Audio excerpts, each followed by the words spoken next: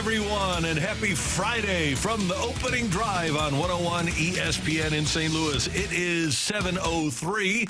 We're late because of the outage, the global outage that is happening. Time check brought to you by Clarkson Jewelers, an officially licensed Rolex jeweler. I think Matthew Rocci was already upset with this outage and is pounding on the table. He was scared. Brooke is here. Danny is here. Matthew is here. I'm Randy. And you can always count on radio. We're going to be here because we're low tech. So happy Friday. Happy American Friday, everyone. How you guys doing? Oh, I'm doing great. It's Friday. It's beautiful outside. Now, as for the outage, all the people who are going through that, it seems very scary right now. It seems like 911 is down in certain areas, so hopefully they'll get it figured out. Isn't it scary to you guys that something like that can happen in this day and age? Because we're so reliant on technology that it shouldn't be, I guess, that surprising. But when it does, it's shocking. It's devastating. And this is why we need paper tickets. This is why we can't have our tickets be on our phone. Because how do we get into the game tonight in Atlanta? Aren't you scared about SportsCenter being down? They can't even show SportsCenter on That's ESPN. crazy. Yes, I am. It is scary. Is that the most important thing that you're thinking about, Randall, being a sports guy that you are? Dan, many Fridays that would be the case, but fortunately, over in Europe at Royal Troon, the cameras are working and the transmission is working, and we're able to watch the Open. So I really don't care about SportsCenter this morning. The Open, the British Open. Yeah, it is. USA Network carrying that. It starts at like 5 in the morning and then goes to like 2 o'clock. It's perfect. It's great. I love it. It's perfect. Shane Lowry, by the way, leading by 2 strokes going into the action as we speak. Shane Lowry. Yep.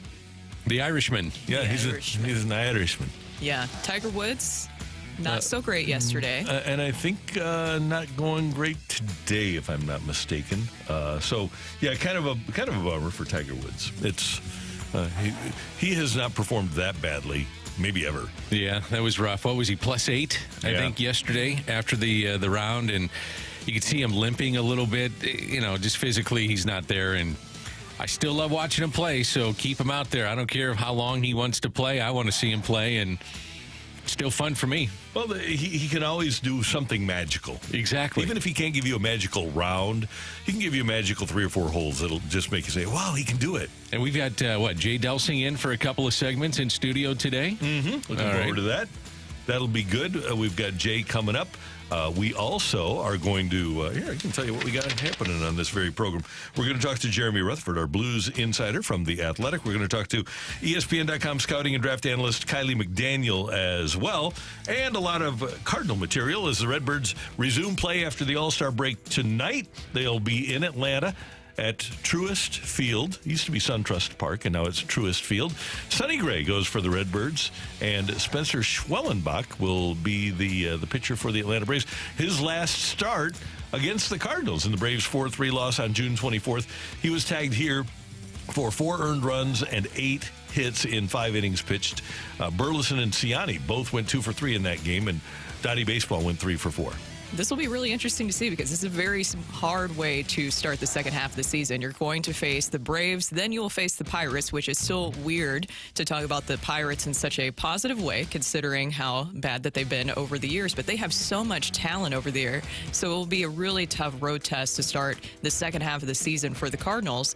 As for the pitchers for the Cardinals, how do you guys feel about them going in? We talk about rest versus rust, but when you're looking at the All-Star break, did it come at a perfect time for not only the pitchers, but the rest of the Cardinals team to get at least a little bit more rest and healthier going into the second half? I would say for sure. I mean, Gray, Gibson, Lynn, Michaelis, older, can they hold up?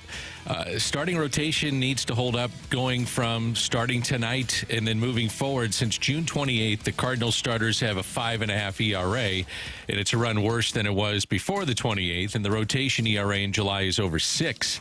So it's got to be better here in the final stretch of July and then moving into August. And we're a couple of weeks away, 11 days away from the trading deadline. And it would not be a bad thing for the Cardinals to get a reinforcement with those numbers that you just gave, Dan.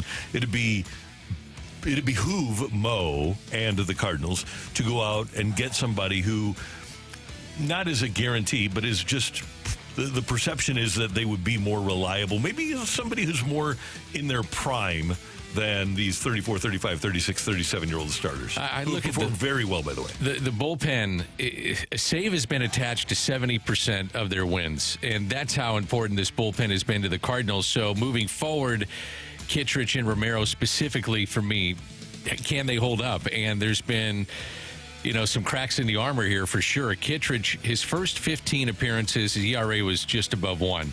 His last 20, the OPS against him is 830.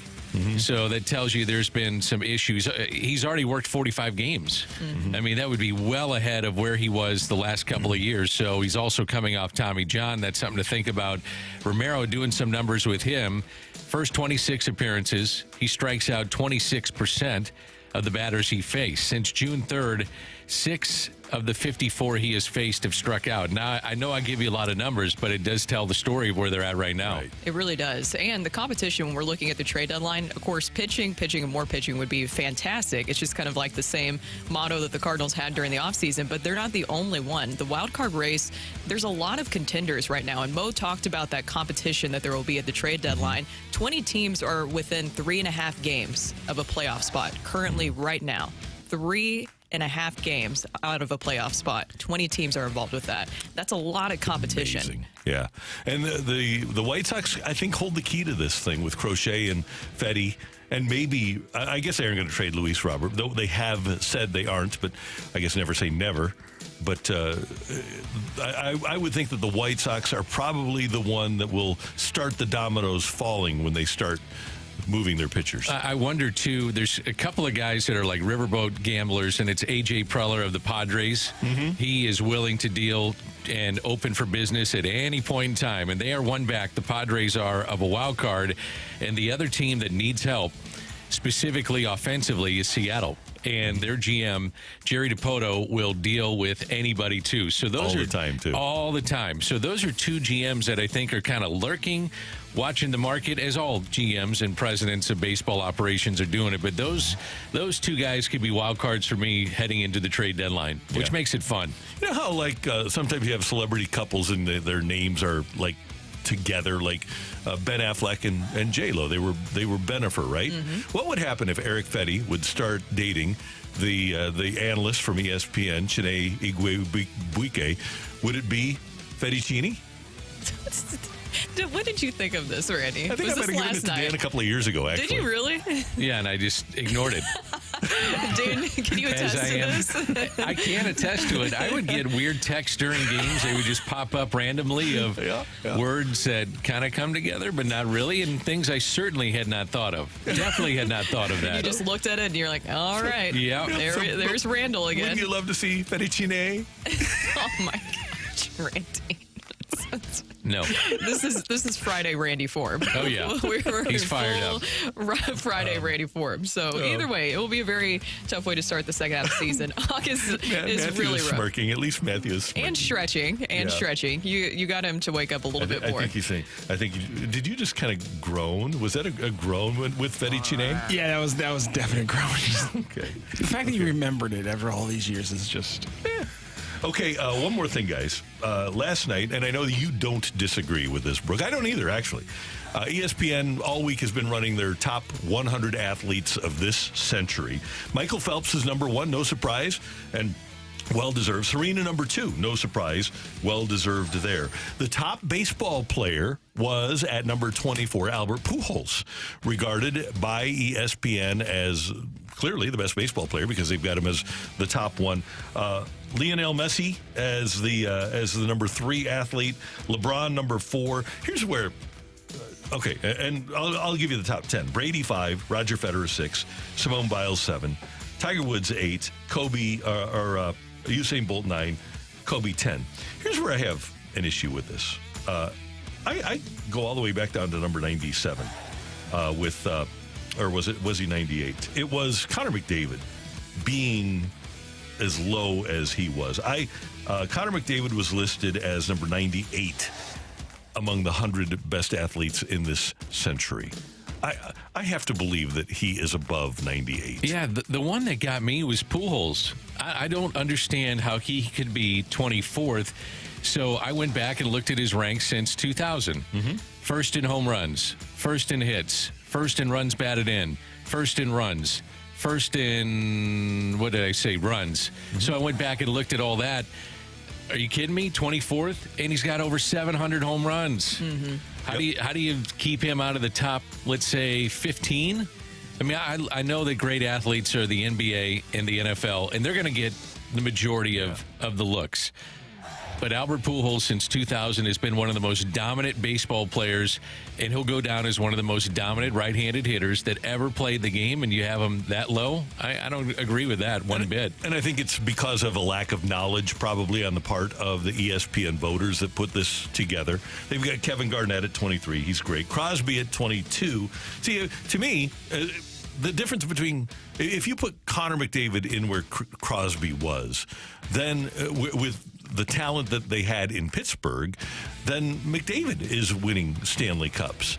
And it seems like the difference between Crosby and McDavid is that Crosby has won cups, taking nothing away from Sidney Crosby, also was a gold medalist. But I think in terms of hockey play in their primes, just individual hockey play, and that's what we're rating here, the best athletes, right? I think Connor McDavid's a better hockey player than Sidney Crosby. I think that it definitely just came down to more of what they viewed as popularity and visibility. And I don't know, was this a bunch of ESPN writers that came together, or is this just one person's opinion? It's a group effort. It was a lot of voting. Diana Taurasi is number 21, by the way. Number 20, Aaron Donald. I think that's a pretty deserving spot for him.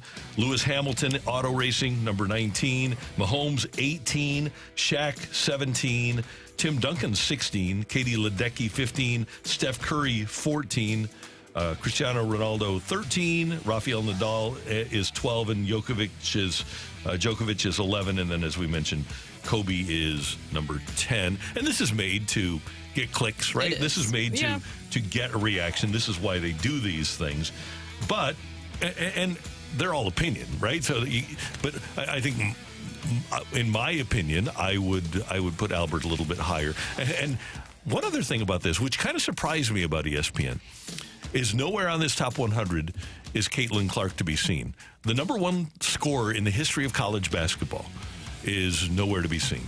Yeah, that's a great point. Yeah. There's a lot of things that go along with her, too, now that make it interesting, even in her first year in the pros. Yeah, in the way that she's playing. And she's an all-star, so I agree with you. So we're off and running here on this edition of the Opening Drive. Jay Delsing is in studio with us. The Open is on, and Jay's going to talk some golf and other things with us as we get rolling here on the Opening Drive on 101 ESPN.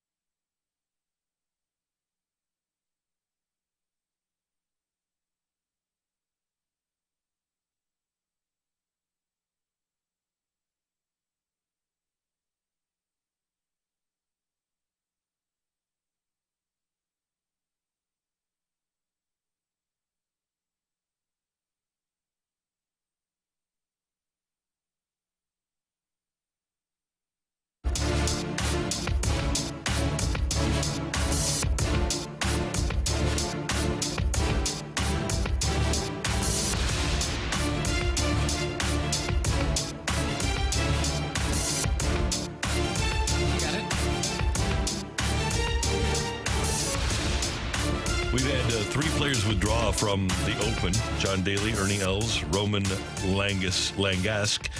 So there's 154 golfers left, and Tiger Woods right now is number 152. 13 over, 5 over on the day. Only Denwit Bonbunsub, Denwit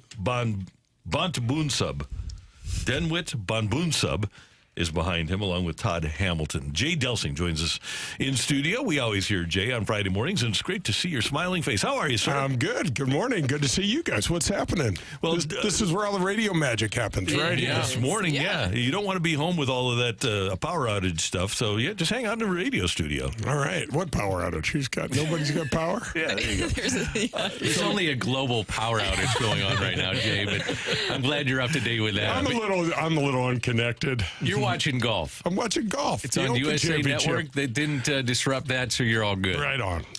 And how about Tiger being at the very bottom of the leaderboard? And Dan and I were just talking about it, and I know Brooke agrees. You never know what you're going to see from Tiger, so he's still kind of must-see TV, even though he's playing as poorly as he is. He is. It's pretty brutal to watch. From a technique standpoint, man, he's just all upper body. You know, he's not using the ground at all as a source of power. And he's still, it's just a tribute to how he wants to tries to compete, but it's not good. It's not good. What do you think, Jay, when Colin Montgomery said essentially that Tiger should retire, and Tiger comes out and says, well, I have an exemption until I'm 60? And he goes, and he's also a past champion, and Colin's not. He had to sneak that in there. And you know, why would you? Colin's great because he's always good for a great quote. You know, you never know what you're going to get from him. I did an interview with him last year over at the, Ladue Racket Club, I think, or something. I'd never been there before. It's pretty cool. And he just had everybody in the room convinced that the U.S. was going to roll the Euros and the Ryder Cup. Yeah. And he made particular fun of Robert McIntyre. And now, look at Rob McIntyre. Playing pretty well. He's on top of the golf world right now. Yeah, with Colin Montgomery, too, in those comments, and then you have what's happening with Tiger Woods this weekend. Do you agree, though, that you would rather just still continue to see Tiger to play, or do you think there was some truth in what Colin was saying? Oh, man. I mean, you know, Brooke, Tiger gets to decide. I mean, you win 15 majors and 82 tournaments, and you're the best player, probably the best player that ever played. I mean, that's what's beautiful about Colin. Where's he going? What gives him the right to say anything? Like, why are you just maybe just for some fodder or some fire, you know, in his comments? I don't know, but that's why Colin's great, because he really doesn't have a filter and he'll say anything. And I love when you give Tiger some bulletin board material, even though he can't really back it up with his game right now. Do you remember when Stephen Ames was playing really good golf and they were going into he drew Tiger first off in the Accenture match play? And Ames is like, I'm playing well. There's no reason. Tiger's game doesn't look that good, and Tiger beat him 9-8. What do you think is the goal of what Tiger wants to accomplish with what's left of his career? I mean, he can keep playing as long as he wants, of course, but what do you think his goal is? You know, Brooke, somewhere in his mind, he believes that if everything rolls out the right way, he can compete. There's a couple of things about this championship. With this cool breeze, I mean, I don't know if you saw him yesterday in this cool weather. No chance. I mean, Danny, we talk about it all the time. The ball doesn't perform nearly like once it gets over the 80-degree threshold. This modern-day ball is a rocket. But for him and his body and all of his prep, man, this is the worst sort of weather for him to play in, because I don't know if you saw yesterday or not, Brooke, but it looked like he just couldn't move. You know, today he's moving a little better. He looks a little, but for whatever reason, every single day he wakes up, it's a complete crapshoot with what he's going to get body wise. And Shane Lowry, Daniel Brown tied for the lead right now, and Justin Thomas 2 shots back. He has yet. He's actually just teed off now, and he's even through that one hole. Who do you like, based on what you saw the first day and so far this morning? Who do you like? I was in that kind of Schauffele, Cantlay, Morikawa, Scheffler kind of group. I just didn't know what the weather's going to look like. If it gets really dicey, like right now, you guys, this Royal Troon is one of the quirkiest golf courses you ever see. There's a train runs by that side of the golf course like every 15 minutes, and there's nothing but the most blind shots I think of any golf course in the British Open Rota. So, and the way the wind blows coming in, it's for right-handed golfers, it's in off of your left. It's the hardest wind to try to control your golf ball on. So you're going. I think it's going to, if it's going to stay like this or even get a little worse, which is predicted. I look for a European golfer. I wasn't expecting Shane Lowry. He really has been bad on the greens this year, but he got paired with Rory down at the Zurich, and he got a little confidence with a win there, and his form has been better. But I didn't think it'd be this good. But I don't know if you guys saw just a few minutes ago. He hit a shot, and right when he got just a second before impact, one of the photographers ran his automated motor shutter motor, and that is complete taboo in the golf industry. You wait until after impact, and he let him have it, and he said a few choice Irish bogey sort of things and made a double bogey. So it's interesting. It's weird golf over there, guys. There's these gorse bushes that when you hit your ball in them, it's just like it's out of bounds. You don't even go look for it. So you played in the British Open. Did. What was that like? What was the experience like playing on links golf courses? I loved it, Danny, just because, the golf course I grew up in North County wasn't links, but because they didn't have a sprinkler system, it kind of played like that in the summer because the ball would just roll and roll. And so I would play around with some shots along the ground when I was a kid. But then once you get older, especially going out to L.A., you never played anything on the ground because the ground is so soft. And U.S. golf is manicured and everything is watered. And European golf is like it is how the weather the weather dictates. So you get what you kind of get. So I liked it. I liked it a lot. With the weather, and obviously I appreciate the history of the golf, but I don't know that. With maybe I would like it better with no trees. I don't know. But if you had your choice between your favorite American course and the history and the aura of your favorite course over there, what would you rather play? I'd rather play over here. Okay. It's just, I don't know. There's something about being from here that, I always want to kind of think we're just a little bit better. I like this style just because I'm more used to it. If you guys went over there, as much as you love the game, you'd love it. It's weird, but you'd love it. But I don't know about playing in certain conditions. You'd probably go, let's just go in and wait for the weather to get better because it's not that much fun. Do you think, I want to go back to Tiger, do you think that, and a lot of people listening wonder if I'll ever be able to watch him in person again. Do you ever think he winds up at the Ascension Charity Classic and plays again in St. Louis? Man, that would be a dream. That would be a dream. So probably the biggest question in golf, besides trying to get the PGA Tour and live together, which is much bigger, is what's Tiger going to do when it comes to Champions Tour golf? Because if Tiger decides to play at plus 50, it's going to blow up the senior circuit. There's not a tournament. There's 26 or 28 events on the senior tour schedule right now, Champions Tour schedule. Not one of them has enough tickets printed, enough volunteers, enough security. If he comes, you're going to start seeing 40, 50, 60,000 a day in some of these tournaments. I mean, the Ascension is one of the one at Norwood Hills in September is one of the best attended events on the Champions Tour schedule. We'll get probably 100,000 people for the week. You're going to get 50, 60,000 for the day. And it's going to be the practice rounds. It's going to be insane because there are so many people that have never got to see him play. And the Champions Tour is so much more relaxed. So, you're going to be standing right next to him a few times. It's pretty cool. I really like about the Ascension Charity Classic and the Champions Tour is how accessible the golfers are with that. Yeah, I had a buddy said, I ran into Ernie Els out it, and I said, yeah, no, he's not. He's like, no, I literally ran into him. He turned the corner and he about ran me over. And I'm like, yeah, because the guys are, it's just that next level of relaxation. The guys are like much more chill.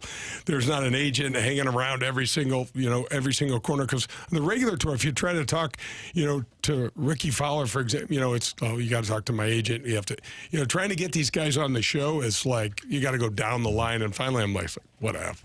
Jay, there's I'm going somewhere with this question. There's a couple of lesser tour stops. Rocket Mortgage Classic in Detroit, not a huge deal. John Deere, not a huge deal. 3M is kind of, but not huge. So let's take a look at Bronny James kind of being on scholarship because his dad is LeBron James. Would golf accept for one tournament Tiger and then an exemption for Charlie Woods? Oh, 100%.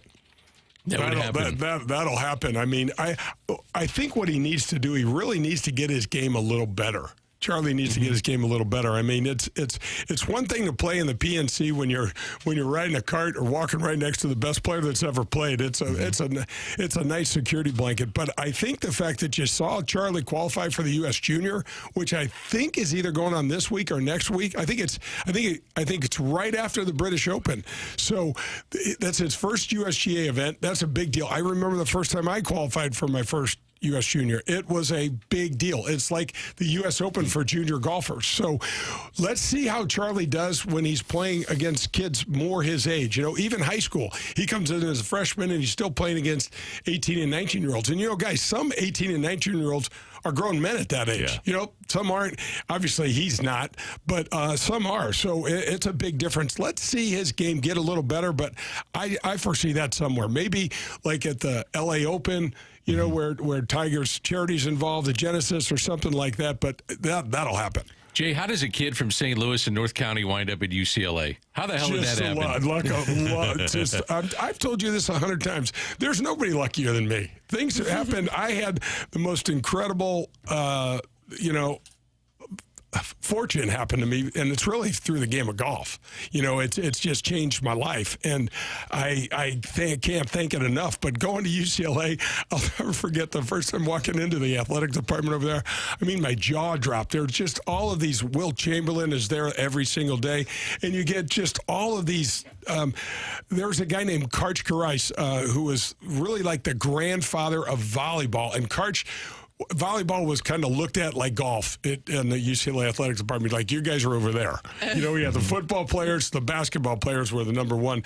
But we had one of the best tennis teams, our women's softball, all the sports at UCLA, track and field, and JJK and all that. There was just a ton of great athletes walking around. But we used to laugh because the golfers would be practicing, right next to the athletic department, and Karch would come over and he's like, I feel kind of out of place over in the athletics department. Now Karch is like the guy that brought volleyball to the U.S. He's like just a stud. So the UCLA experience for me, Danny, was just incredible. I was a tiny bit fish out of water from where I grew up in North County to going out there, but the sports, Pauley Pavilion, going to the Rose Bowl, all that stuff was super cool. Did you know Jack Wagner at UCLA? Not at UCLA, okay. But Jack is I know his brother Dennis really well. All huge golf fans. And Jack, man, how do you even describe Jack? He's a Hollywood star. I guess it's more daytime soap opera TV, but he loves golf. One time, this is who Jack is. I go out with him in the evening, and that was interesting. But so we got a guy up there, and he's playing some guitar, and we've had a couple, and Jack decides he should be playing the guitar. So he goes up to the guy and is like, "Give me your guitar." The guy's like, "What do you mean?" He's like, "I'm going to play a few songs." The guy's like, "Who are you?" He's like, "I'm Jack Wagner." He's like, "I don't know." And so Jack gets up there and plays the guitar for like 30 minutes. And could he play? Yeah. He was good. Yeah. I mean, maybe not quite as well as he thought he could, but it was good. So I didn't know, because he obviously he's from Missouri. I think he started off at Mizzou. Yeah. Went to Arizona, and then I think he wound up at UCLA. But he was telling me one time, because I had him on from the American Century. Yeah. And we were talking about because he dated Heather Locklear, and I asked him, this was when Heather Locklear was at the top of her game, and he said, "You know what? It was crazy at UCLA because you'd be walking across campus and you'd see Heather Locklear, and she was just another one. 100%. It's the most amazing thing. We would skip class and just hang out at this place called Bruin Walk, which was the main walkway, and it was, 48,000 people. So you just kind of hang out and just class your heads on a swivel. Yeah. Of course, we had no chance with any of them, but it was fun to watch. And the first class I had, I'll never forget. I was an econ major, so I went to Econ 1, and there were more people in my first class than there were in the entire St. Louis U High School. There were like 780 people in the first class I went to. I'm like, sitting in the back, there's monitors all over. I'm like, this isn't gonna work. This isn't going to work. Jay Delsing is with us. We've got more questions for Jay coming up, including I have a club question for Jay during our next segment here on 101 ESPN.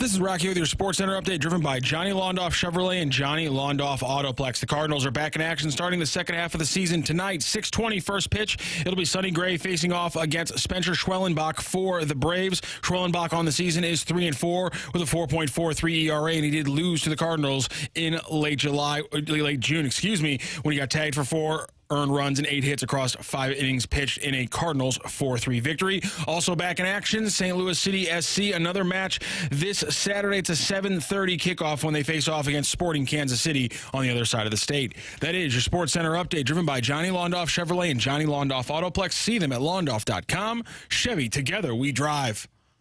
Are you kidding me?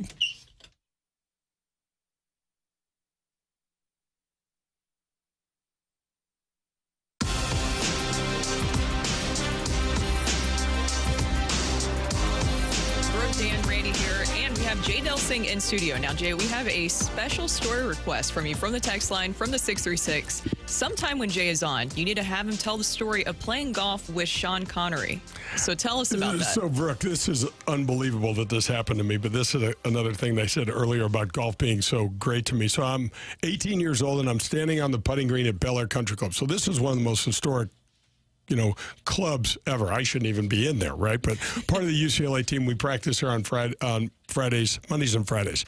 So I'm standing there just putting, and I get this tap on the shoulder, and he says, "Young man, would you care to play 9 holes of golf with me?" And his accent is semi-familiar, and I turn around, and it's Sean Connery. And you got to remember, this is 1979. He's the biggest star. 007, and I'm like, man. I know. I'm like, James, I'm not a member. I'm like, I was panicked. I was like, I don't know if I can play with you. I'm not. He goes, "No, you're part of the UCLA golf team, right?" And I said, "Yes, sir. I just got here a couple of weeks ago." And he goes, "Yeah, no, that you can play with me. Let's go." And I'm like, whoa, let's go. So I'm all fired up. But the funny thing is, when you're 18, excuse me, I don't even know what questions to ask him. You know what I mean? I'm just like following around like a little puppy. I'm like, "Where are we going, James? This is going to be great." So we're playing along, and it's just an awesome time, and I'm giving him lessons and stuff, and it's really cool.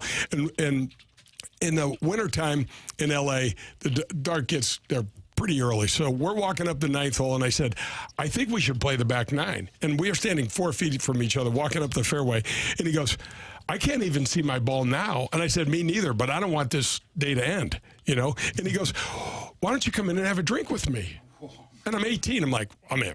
Let's go." So I'm in. So you go into Bel Air, you finish the 9th, you walk through this tunnel, and you get into an elevator on the golf course, in an elevator, and it takes you up into the middle of the clubhouse. I've never been here before, so I'm standing here. I'm carrying my own clubs. Sean had a caddy. So he's taking care of his caddy. He's like, "Put your clubs over here, and then let's go this way." So I've never been here before. Never been in this clubhouse before. So we're walking around the corner, and he runs into 2 of his friends, and he's like, "Oh, hey, George, Steve, this is the newest addition to the UCLA golf team. His name is Jay Delsing. He's from St. Louis. We just played 9 holes." And I said, "Hello, sir," and shook hands. But I'm standing with Sean Connery. I'm like, I don't know who these guys are. I'm standing with Sean Connery.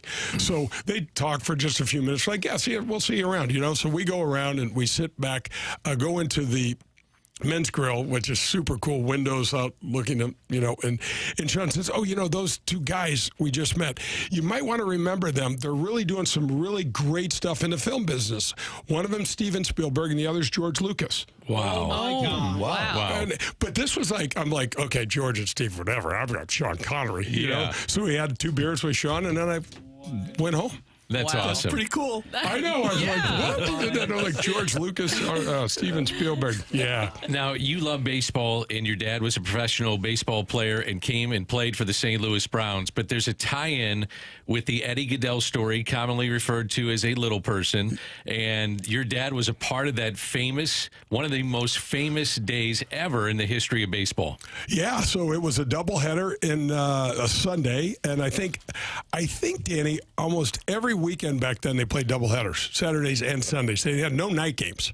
So second game of a doubleheader, my dad, the Browns are playing Detroit, and my dad had gone, I think, 2 for 3 in the first game or 2 for 4, so he was expecting to be in the lineup, and the card comes out and he's not in the lineup. And I think is it Zach Taylor, Randy, the manager of the Browns at the time? I think so, yeah. Yeah, he says to my dad, "Go sit over there." And I'm like, "What'd you do?" And he's like, "I went and sat over there." You know, the guy, my manager told me.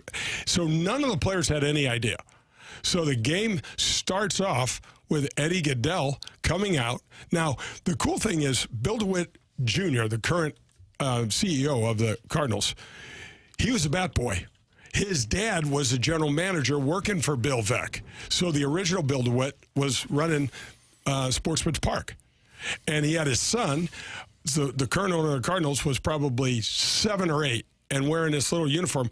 Well, Bill DeWitt Jr. had to give his uniform to the midget, to the short person. Sorry about that. Hey, it was a midget. Yeah, but he's a midget then. I don't know. I don't mean that in any sort of way. You just can't. Whatever. So they've got 1/8. They've got 1/8 on the jersey, and this guy goes up with a souvenir bat. You know, it's like a 24-inch bat. That's, you know, if it hit a baseball, it'd just blow up. It would shatter. Yeah. And he walks on 4 pitches. They threw him underhanded. They just couldn't. No strikes. And so when he walks, my dad winds up being the pinch runner. So there's a whole story behind this because Eddie Gaedel had to have a contract. Eddie Gaedel had to have all of this official stuff done. But Bill Veeck, because the game was on the weekend, sent the paperwork to the New York office knowing that they weren't going to get it in time to intercept this whole thing. That's amazing. And then a better question is, who got sent down? I'm sure he didn't physically get sent down, but Eddie had to take somebody's spot on the roster. True. Yeah, so none of the players knew what was going on. My dad was never thrilled with this story, by the way. We never talked about it at all. I remember when, like, 4th or 5th grade, the bookmobile would come to our Brooke's looking at me like, "What's a bookmobile?" Brooke, this little bubble that had books in it would come to your grade school. And they would, and I remember picking up this book called Strange But True Baseball Stories, because I love sports, and if I was going to read, I'm going to read about sports. And I'm paging through it, and my dad's in there. And so I get this book out, and I take it home. He's like, "Yeah, we don't want to talk too much about that." We didn't talk much about it at all. Yeah. Okay, golf question. Old man golf. Are you a proponent of or a detractor of hybrid irons? Proponent, for sure. And the more you hit them, the easier are to hit, Rand. They've got perimeter weighting, so they help the ball get up in the air. Mm-hmm. And nobody, when they get over 50, needs to be hitting a 4-iron. A 3-iron. No, don't need it. Go to a hybrid, and you're way better off, way easier. Okay. Danny's looking at me like, "What?" Well, I'm 50. I like a 5-iron if I had one. 5-iron's okay. 3 and 4s. 5s are even iffy. The way that this dude is playing really well right now. I don't know if he's told you or not, but he shot 2 over par from the tips on 9 holes the other day in Norwood. Good job. Very lucky. Very, very lucky. Well played, though. Yeah. Well, I don't know about any luck, Brooke. Yeah. I don't know about any luck. Ball don't lie, though, as you always say. The ball don't lie. Nope, you did it. You did it. So the hybrids are great, and try to get your set.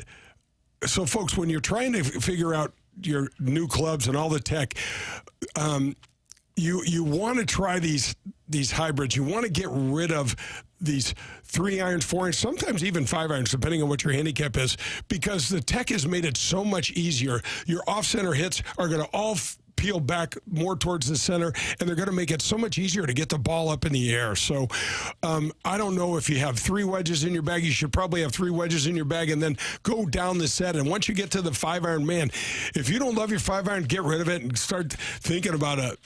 You'll see a lot of it this week at the British Open. There's a lot of 6 and 7 woods in the bag for the tour players because they're so much more versatile out of the rough. And who do you guys have on the show on Sunday?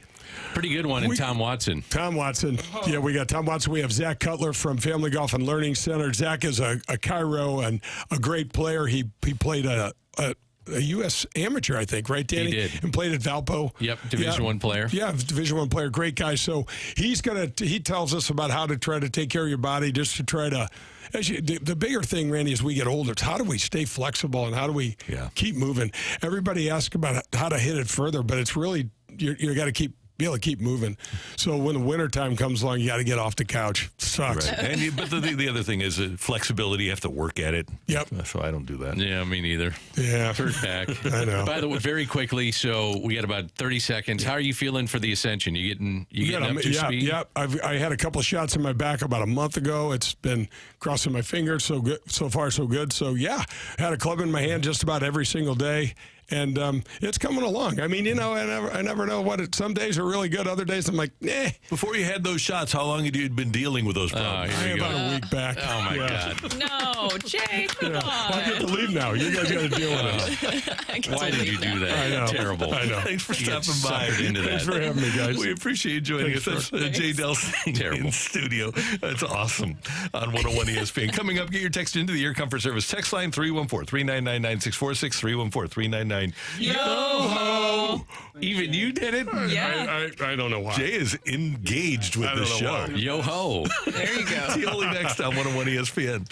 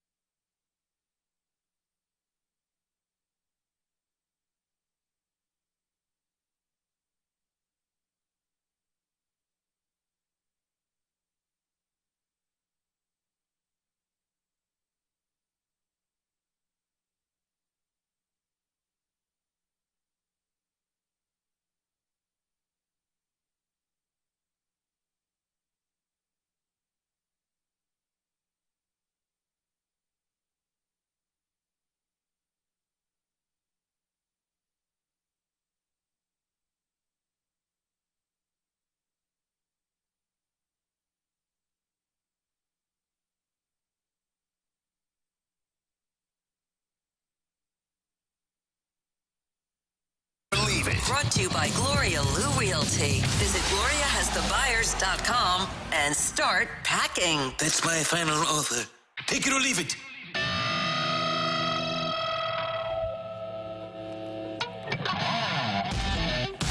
Brooke, Dan, Randy, opening drive, 101 ESPN. It's time for Take It or Leave It. And congratulations to Tyreek Hill. Child number 12 born to Tyreek. No, I don't know if you want to clap for this one. Take it Seriously, or leave it. 12? Take it or leave it. Tyreek's game off the field is as prolific as it is on the field. Oh, Randy, let's wrap everybody else into here. Earlier this week on Monday, Justin Jefferson, it was confirmed you are the father of his fourth child with a different woman. Antonio Cromartie has nothing. 14. Yeah. Justin Jefferson's got one per year in the league right now. Well, that's pretty good. Yeah, I think Prolific. that I don't know if Tyreek it's is good, putting it's up bigger prolific. numbers Yeah. on and off the field, Tyreek's got apparently. a dozen, cousin. That is prolific. Yeah. So many kids. So many. How do you even handle all that? You can't. You can't. I wish I could think of who it Impossible. was. I don't know if it was an athlete or a politician that had two baby mamas giving birth on the same day at the same hospital. I'll try to figure out who it was. Is that a Travis Henry story? Might have been. Travis Henry, did he have 20? Travis Henry, I think might have hit the double dime. Yeah. 20? Yeah. Travis Henry. Yeah. Those Tennessee boys. Get around, you know. Oh, man. All right. Well, Let's see, Travis Henry kids. That's Be an interesting one for Ask Uncle Randy. He's only got 11. 11 by 10 for Travis. how do I handle my 20 kids, Uncle Randy? Yeah. You don't. You just try to survive. All right. So earlier this week, this is a lot of credit to Eli Drinkwitz for bringing this up. But take it or leave it, Mike Leach should be in the College Football Hall of Fame. Totally take it, yeah. I think on personality alone and helping the game grow. When he was at Texas Tech and spreading things out in terms of his offense and made it so much fun, I think he should be in the College Football Hall of Fame. And he went to places that weren't like perennial powerhouses.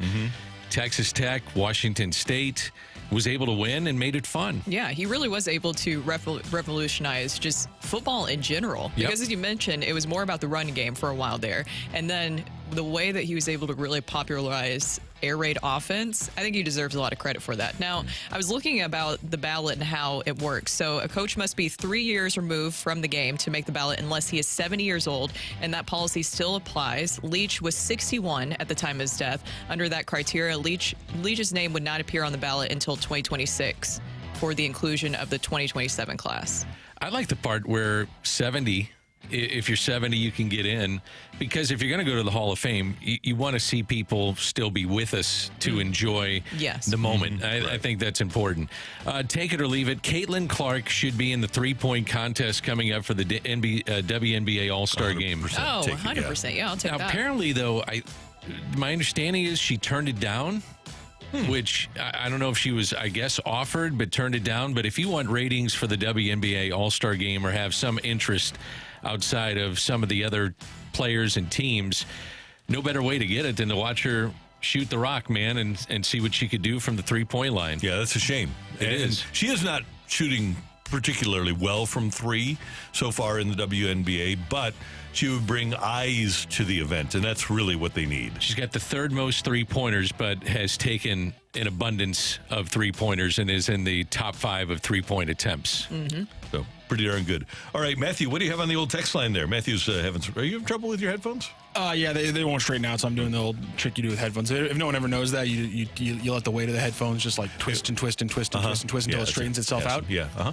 By the way, Little headphone trick. Mike Leach coaching tree, Baylor head coach Dave Aranda, West Virginia head coach Neil Brown, Louisiana Tech head coach Sonny Cumbie, TCU head coach Sonny Dykes, Tennessee head coach Josh Heupel, Houston head coach Dana Holgerson, former Arizona Cardinals head coach Cliff Kingsbury, former North Texas head coach Seth Luttrell, USC head coach Lincoln Riley, Nevada head coach Ken Wilson. So pretty impressive and prolific coaching tree for Mike Leach, too. Yep. Wow, Ken Wilson. Oh, really baby. talented guy. Take it or leave it. A golf trip to Scotland is overrated. Why pay $6,500 to golf in 30-mile-per-hour winds and rain for 4 straight days? If you want to experience it, then maybe. And, Irish, Scottish heritage, maybe you want to go experience some of that. I'm going to take it. I'm going to trying to reason it. Really? I'm going to take it, yes. When I asked Chris Muir a similar question from Golf Discount, he goes, I'll just go up to Whistling Straits and save a lot of money and get the exact same experience. Yeah. Wouldn't you want to go just say, I played overseas, I played on one of the most historic golf courses in the history of golf? Right. But yeah, that'd be pretty cool. I think having said you did it is cool. But in terms of enjoying the round, be brutal. I would put it pretty far down the list in terms of it. I wouldn't go there with the expectation of enjoying the round in the rain and the wind. Maybe you catch a day where you don't have wind and you don't have rain, and then it might be enjoyable. How many balls do you think you have to? How many would I have to bring? 2 dozen? I would bring 2 dozen for me. Yeah, that way you're done around 13. Yeah. If it's St. Andrews, I would pay pretty much about any amount of money. But almost any other, I can't imagine like any other club that I'd really like go that ham for across the pond. Like St. Andrews, like that's a bucket. That's a bucket list right there. Pretty cool. Take it or leave it. Cardinals win more than 38 games in the second half. So they're basically saying, can the Cardinals get to 88, 90 wins? Well, we've got bold predictions coming up here in the next segment. Oh. So I'm going to defer to you two. Really? Is that going to be part of one of your bold predictions, It will Randy? be. Oh, okay. I'll take it. I will leave it. I think they're finished around 85, 86 wins, but that will still get you in the playoffs. Mm-hmm. That's what I was thinking, too. I mean, look at the Diamondbacks last year. If you just are able to get in, you never know. Get in the tournament. Take it or leave it. In the children race that is Phillip Rivers versus Tyreek Hill, you're going to take the tortoise over the hare, and Phillip Rivers wins this one eventually. I'll take that. Yeah, you got to take that. Yeah. Yeah. How many does he have? Again, is it 12? I think it was 12. I don't know how you do that. Well, you got plenty of money, though, to support him. Nannies For sure. Yep. They have 10. Philip and his wife Tiffany have 10. One lady. Yeah, no. He built his team around him. Yeah. He needs Full-time quarterback. He built his 10. I wonder what the age ranges are. For Tyreek's? No, for Phillip Rivers. That's the tortoise versus the hare. I wonder what they are. The Rivers is probably, I'm guessing, spread out around like 15 years. 22, 19, 18, 16, 14, 13, 11, 9, 6, 4. So 22 and 4. Yeah, 18. Yeah. Wow, 10 and 18 years. That's pretty good. Yep. Hallie, Caroline, Grace, Gunnar, Sarah, Peter, Rebecca, Claire, Anna, and Andrew. No Philip Jr. Thank you, Matthew. Thank you, Randy. We learned a lot today, didn't we? We did. We have. That was an interesting segment.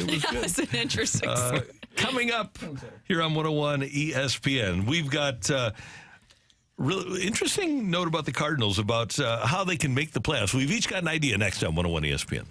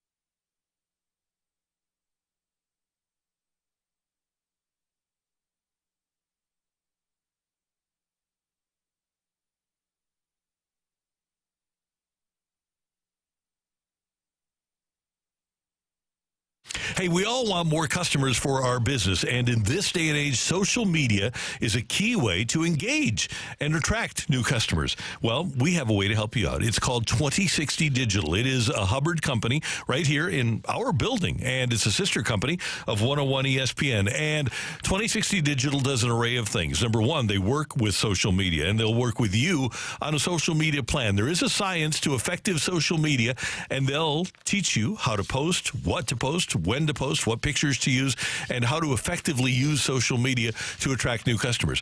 2060 Digital will work with you on your website to make sure that you have a premium website that's easy to navigate and attractive to look at. And then the other thing they do is they set it up so that the algorithms work so that when somebody searches your category, your company comes up first on the search engine. It makes such a huge difference when you work with 2060 Digital. So if you're a business owner or a decision maker for your company, get in touch with 2060 Digital. Go to 101ESPN.com/2060 Digital today and request a complimentary digital audit from 2060 Digital.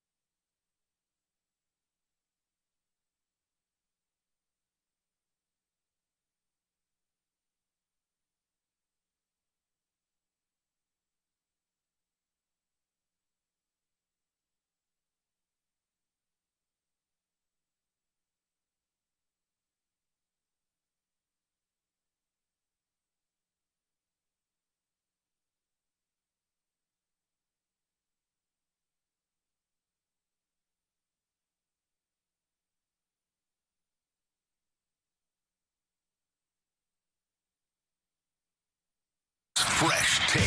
Presented by Lindenwood University. Real experience, real success.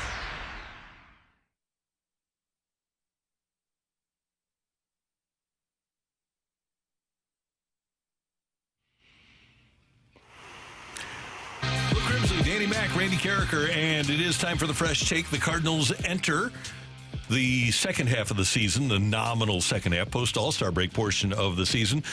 Just 4.5 games out of first in the National League Central and in a playoff spot in the NL wildcard race. So, Brooke and Dan, if the Cardinals are to make the playoff, blank needs to happen. Brooke, what needs to happen for the Cardinals to be a playoff team? All they have to do is be the last playoff team. If that's going to happen, what do they need to happen? Just to be a playoff team, because I want to add to this, just to be a playoff team, get in, which of course is a huge accomplishment in itself. I would say that you would just need to add a bullpen piece. But if you want to get in the playoffs and actually move past just the first round, I think they need to add a second frontline starter to pair with Sonny Gray. I would say, well, go ahead, Randy. I think that's a good choice. I would love to find that guy. I just don't know if he's going to be available. It would have been nice looking back. And we mentioned it on the day the Cardinals signed Sonny Gray to get that other pitcher. Mm-hmm. I agree with you 100% that if they get that guy, that's what they need. If you want to fill in the blank, ultimately, get another starting pitcher. Well, for me, if the Cardinals are to make the playoffs, they have to dominate at home. Mm-hmm. I think they've got to play better baseball at Busch Stadium. They're 26-22 at home.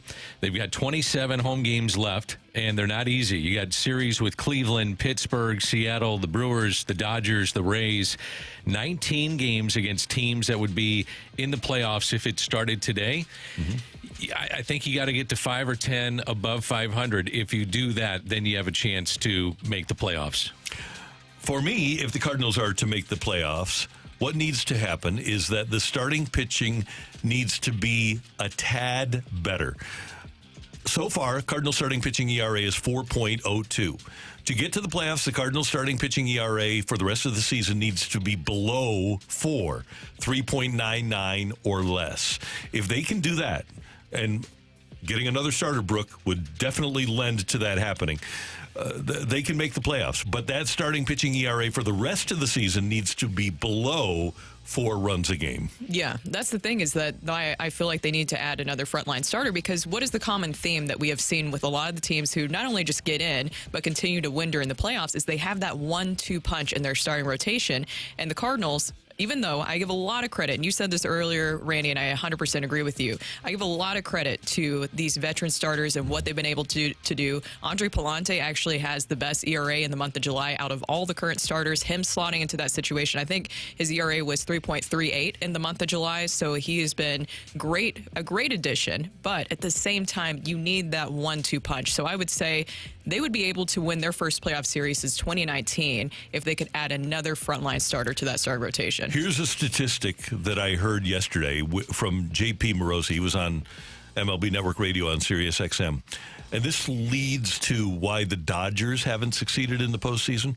Dodgers have played 15 consecutive postseason games in which their starter hasn't recorded an out in the 6th inning.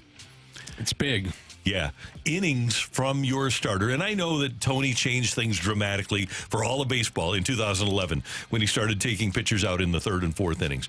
But he also had Chris Carpenter going 6 and 7. You need a guy, or hopefully 2, that does preserve outs from your bullpen so that your bullpen isn't that taxed. You can have a couple of situations where you take a guy out in the 3rd or 4th, but you can't be doing that every day in the playoffs and expect to win. I could be wrong. I just don't see a frontline starter getting here. I don't either. Just because there's so many teams that are still mathematically alive or believe they have a chance. And the one team that you'd probably look at with Eovaldi and Scherzer is the Texas Rangers. But they're 7.5 back coming off a World Series. You buy into that. If you're the organization, you say, well, we're going to get DeGrom back. We're going to have these big 3 guys. We can make a run. And that's why this next week is really important for them, and then could change the trajectory of the trade deadline coming up. And Max Scherzer says he will not give up his no trade. Scooble's name is out there from Detroit. He was an all-star. But we've never seen the Cardinals at this time of year overpay for that guy. Now, maybe John Mozeliak, who says he's not going to re-up after next year, maybe at this point he goes to Bill DeWitt, who is in his 80s now, and says, you know what, we should really go for it. And some of our prospects be damned, we're going to make a deal with Detroit, and we're going to do everything we can to get Scooble. I would be very intrigued, and I would be very happy about that, because I think the Cardinals have a tendency to hoard their young players. And the question you have to ask yourself is, am I doing enough to give this team a chance to get over the top? I think if you get a guy like Scooble, you give your team that chance, and then you have no regrets. If at least you give your team a chance in 2024, set it up so that you don't have regrets. And you have to think about the starting rotation in the future, too. Steven Matz, I don't know if there's any updates about when his return is. Have you guys seen any updates about his return? Last I saw was August, but I don't believe it. So you have to think about next year and the starting rotation as well. What will that look like? What additions will you need to make? Will you have Gibson and Lynn coming back? What else will you have in the starting rotation? So not only just for the rest of this season, but you have to look ahead to the future too. Now, Matz could be a factor if healthy, and that is that's a big question mark. But in your bullpen of getting a fresh arm, I like him out of the bullpen. They have some guys that they anticipate being healthier. And to your point, Randy, if you don't have frontline starters, then you're going to have to rely on your bullpen, and maybe that's the direction you go, is just trying to load up, get the best bullpen arms you can, and that's how you're going to win games. Helped in 2011, did it in 2011, right? When you added Scrabble, you added Dotel, you added Arthur Rhodes, you basically rebuilt the bullpen the week before and then the days after the deadline when you picked up Rhodes on waivers. Maybe that's the direction the Cardinals need to take, is just load up on all the fresh arms they can find. And that's where I've been going. Yep. Because I just don't see a frontline starter coming here. And again, could be completely wrong, and I'd love to see it, but to me, it'd be loading up on my bullpen, fresh arms, high leverage guys.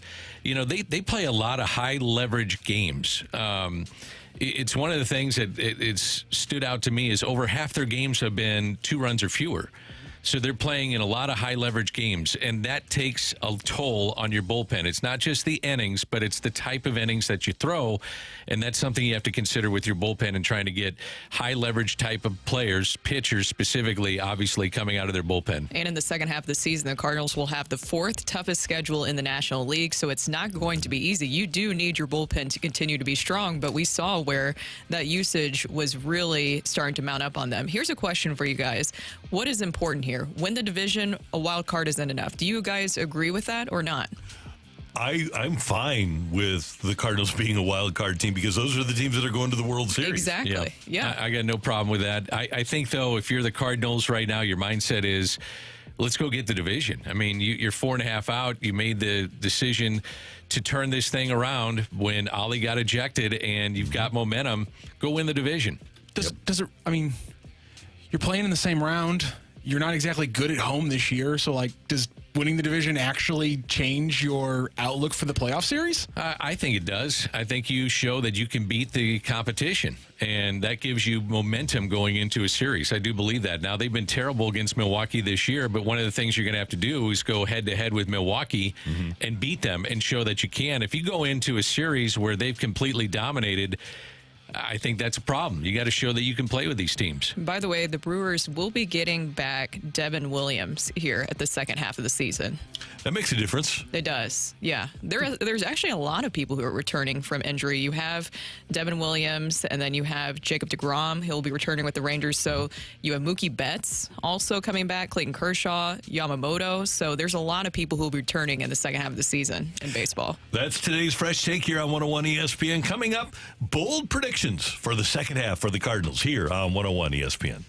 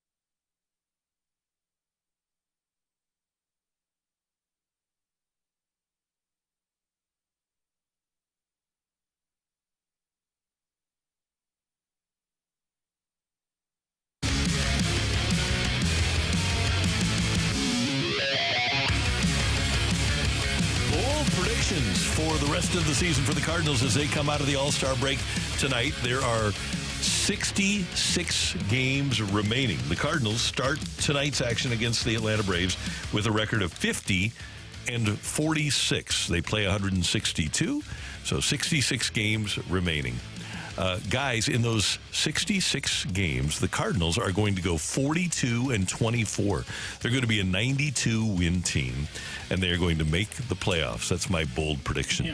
42-24 the rest of the way. That schedule in August doesn't lend itself to getting to that record. That's why you need to be the best team. Yep. It's going to be tough. And mention it, if you missed it earlier, they had 27 home games left. Cleveland, Pittsburgh, Seattle, the Brewers, the Dodgers, the Rays, 19 games against teams that would be against playoff teams if it started today. Asking for a lot, but maybe it happens. That's why it's a bold prediction. It's a very, very bold prediction considering the schedule, Randy. You want another one? Oh, okay. Here's my other one. I've got two for you. Not only do the Cardinals go 42-24, but as they start tonight's action, they have a minus 38 run differential. The Cardinals will finish the season with a plus 10 run differential. I'll take that. Oh, okay. I will take that. Doesn't mean you're going to win, but it does lend itself to saying you got a better chance with run differential. I'm not a big run differential guy unless it's completely lopsided. But then, you know what? When you're tight like that and you're plus, then to me, it lends itself to giving more of the story. Yeah. Sometimes it does make sense, though, because the Phillies, I believe they have the best run differential right now in all of baseball, and they're the best team in baseball currently record-wise. I think the Cardinals, though, since, again, Mother's Day, I think they're something like a plus 52. That's good. Maybe not that good, but they're a plus. They're a plus in the run differential since Mother's Day. Question for you on just kind of adding to the wins. In your mind, when you were thinking of this, were they adding certain pieces at the trade deadline that really pushed them to the 90-plus wins? No. They're playing very well, actually. And they're playing clean baseball. And I do think the starting pitching is enough to help them get over the hump. And I do. The reinforcements are going to be beneficial when they, at some point, they're going to get Riley O'Brien back. And I do think that he's a difference maker. I loved him in spring training. I loved him when they picked him up. And I do think that the injured guys coming back will benefit them. All right. So my bold prediction for the second half is that the Cardinals will have 3 Gold Glove winners. 3. Can you guys guess who? I'm going to go Siani, Win, and I'm going with Donovan. Donnie Baseball. It's a good call. Yeah. I got 2 out of 3. Okay. I don't see Donovan doing that, but I do like 2 out of the 3. That's why it's a bold prediction. All right. Okay. His versatility, though, and what he's been able to do. It was primarily, though, played left. Let's see. So I'd look at him as a left fielder, and I would not think he's a Gold Glover. But, all right, so right-handed batters. Right now, the Cardinals are 20th in slugging percentage. A bold prediction would be that the right-handed hit. Now, these are bold predictions. The right-handed hitter that'll help stabilize this for the Cardinals' perspective. From that perspective, will be Tommy Edman. That's a bold prediction. Okay. All right, so the Cardinals are in a stretch of 35-22. Goldschmidt has a lot to do with that. He's been better, 11 home runs in that stretch. So you're hopeful, and man, there's been a lot of hope with Goldie Arenado. You're hopeful that they get back to being Goldie Arenado, but then Tommy Edman would be a right-handed hitter that gives this team a little jolt from the right side. You mentioned it's a bold prediction, so that's my bold prediction. A bold prediction question mark. Okay, I feel like I'm going to come at you guys with another one. Okay, I like it because I didn't get the reaction that I was hoping for. It didn't feel like that you guys thought it was that bold. So what about this one? The Cardinals will win their first playoff series since 2019. Ooh, I like this. But in my mind, they are adding 2 arms to their pitching staff. That's fine. That's another good bold prediction. I like that. That's very bold. Where's your where are your arms coming from? Starters, relievers? I would like a starter and 1 reliever. Yeah. Pitching, and more pitching, Dan. I think if they get pitching, then they have a shot.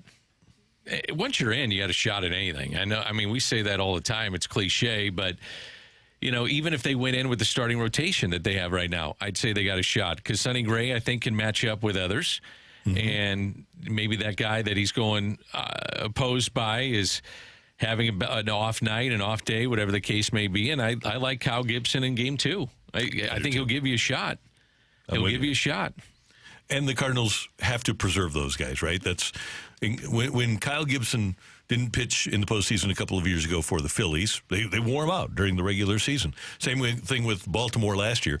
Kyle, just like they're doing with Sonny Gray, they're going to have to take him out sometimes when they don't really want to. He's going to have some 80, 90 pitch outings, kind of like Sonny Gray has had, if they're going to have Kyle available to be a factor in the postseason. And that's where your bullpen has got to step up. Right. That's where you got to have some fresh arms to cover those innings. Roughly 40 to 45% of the bullpen covered those innings in the first half, and I think that's something you have to look at. Yeah, I think it will be really interesting to see what they do at the trade deadline, because as I mentioned, I'm thinking about that because they need to add some more arms. So if they are able to pull that off, and I will give Mo credit there, he pulls off some moves at the trade deadline I'm not expecting, and you don't know how they're going to work out. If he could do something like he did in 2022 with Jordan Montgomery and Jose Quintana, then we are really, I think, looking at a team that is very, very solid. That'd be great. And if you could find a guy that you're comfortable starting in game one and then keep him in the game in game one, then you got something. Well, you can't stand pat. No. Not with what you got. I think if you're the Cardinals and you've climbed back in this, and we've talked about this before, you owe it to your team to at least put your best foot forward and say, hey, we're going to try to get you the reinforcements. And then it's one thing to say we tried, but it's another thing to say that you did. And I think that you owe it to not only the players, but you also owe it to the fan base to say last year was an outlier. You get the outlier. Mm-hmm. You've had so much success is that now you got to go for it. You got to take a chance and bring somebody in or two that can help you win. I am so glad that nobody went negative, and their bold prediction was the Cardinals would only go 21-45 and match last season's win total. Oh, no. Don't see that. No. Mid-80s wins for me. Yours is bold over 92. 90. Yeah. 92. Yeah. That's a lot. Look. I know. That is a So lot what of would they wins. have to do to get to that level? 42-24. They've been playing at that clip. Yeah. So let's see if it can happen. Are you also in your prediction? I know I keep asking about this. This is So fine. no trade deadline additions, but are you also expecting a second half surge from Nolan Arenado and Paul Goldschmidt? One or the other, if not both. That's incumbent upon the Cardinals. And yeah, I think that it's interesting because Arenado's peripheral numbers have not been good. But I kind of think he's going to bounce back. I think maybe the break helps him. Mm-hmm. And I keep reading into some of the things that he said about injuries and where he's at and where he feels, is he 95%? Is he 90%? Because I don't think any player right now is at 100% because the first day of spring training, he had aches and pains, and then it just continues throughout the year. Not only do they have to come back, but they got to hit for power.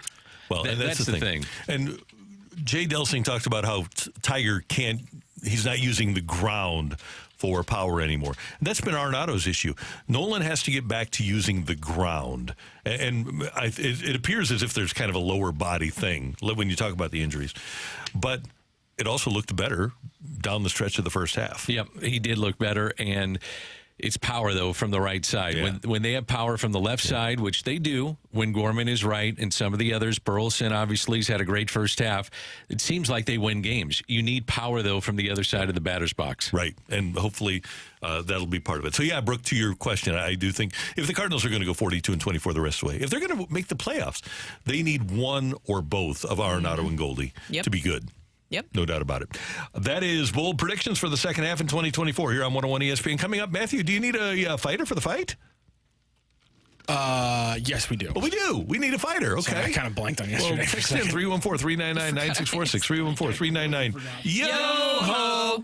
Brian lost 3-2, and he was going for his second win in a row. Yeah, I remember. It took me a minute. Just give me a second. Give me a second. Glad he had a happy birthday. No, you're not. Oh, I'm glad he had a happy birthday. Well, because he won on his birthday, but then the follow-up he did not. I know.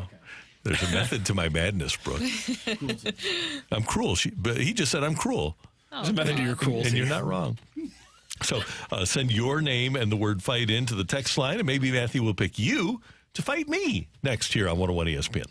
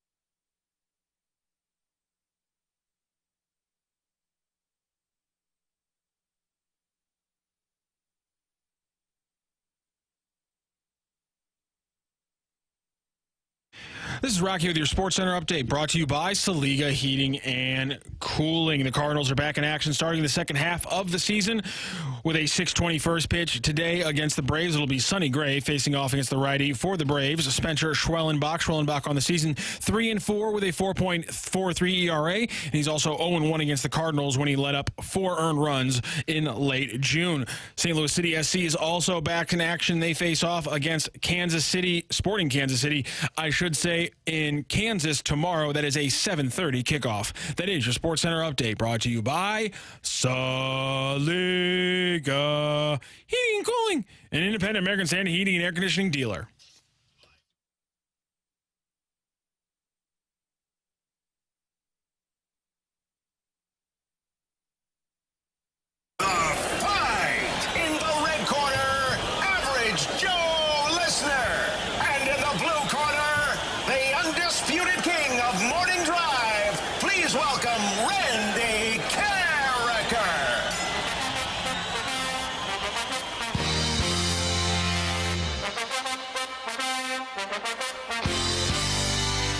Welcome back to the Opening Drive. Brooke, Dan, Randy, and Rocco here, and it is time for the fight. And our fighter today is Tom. Tom, how are you doing?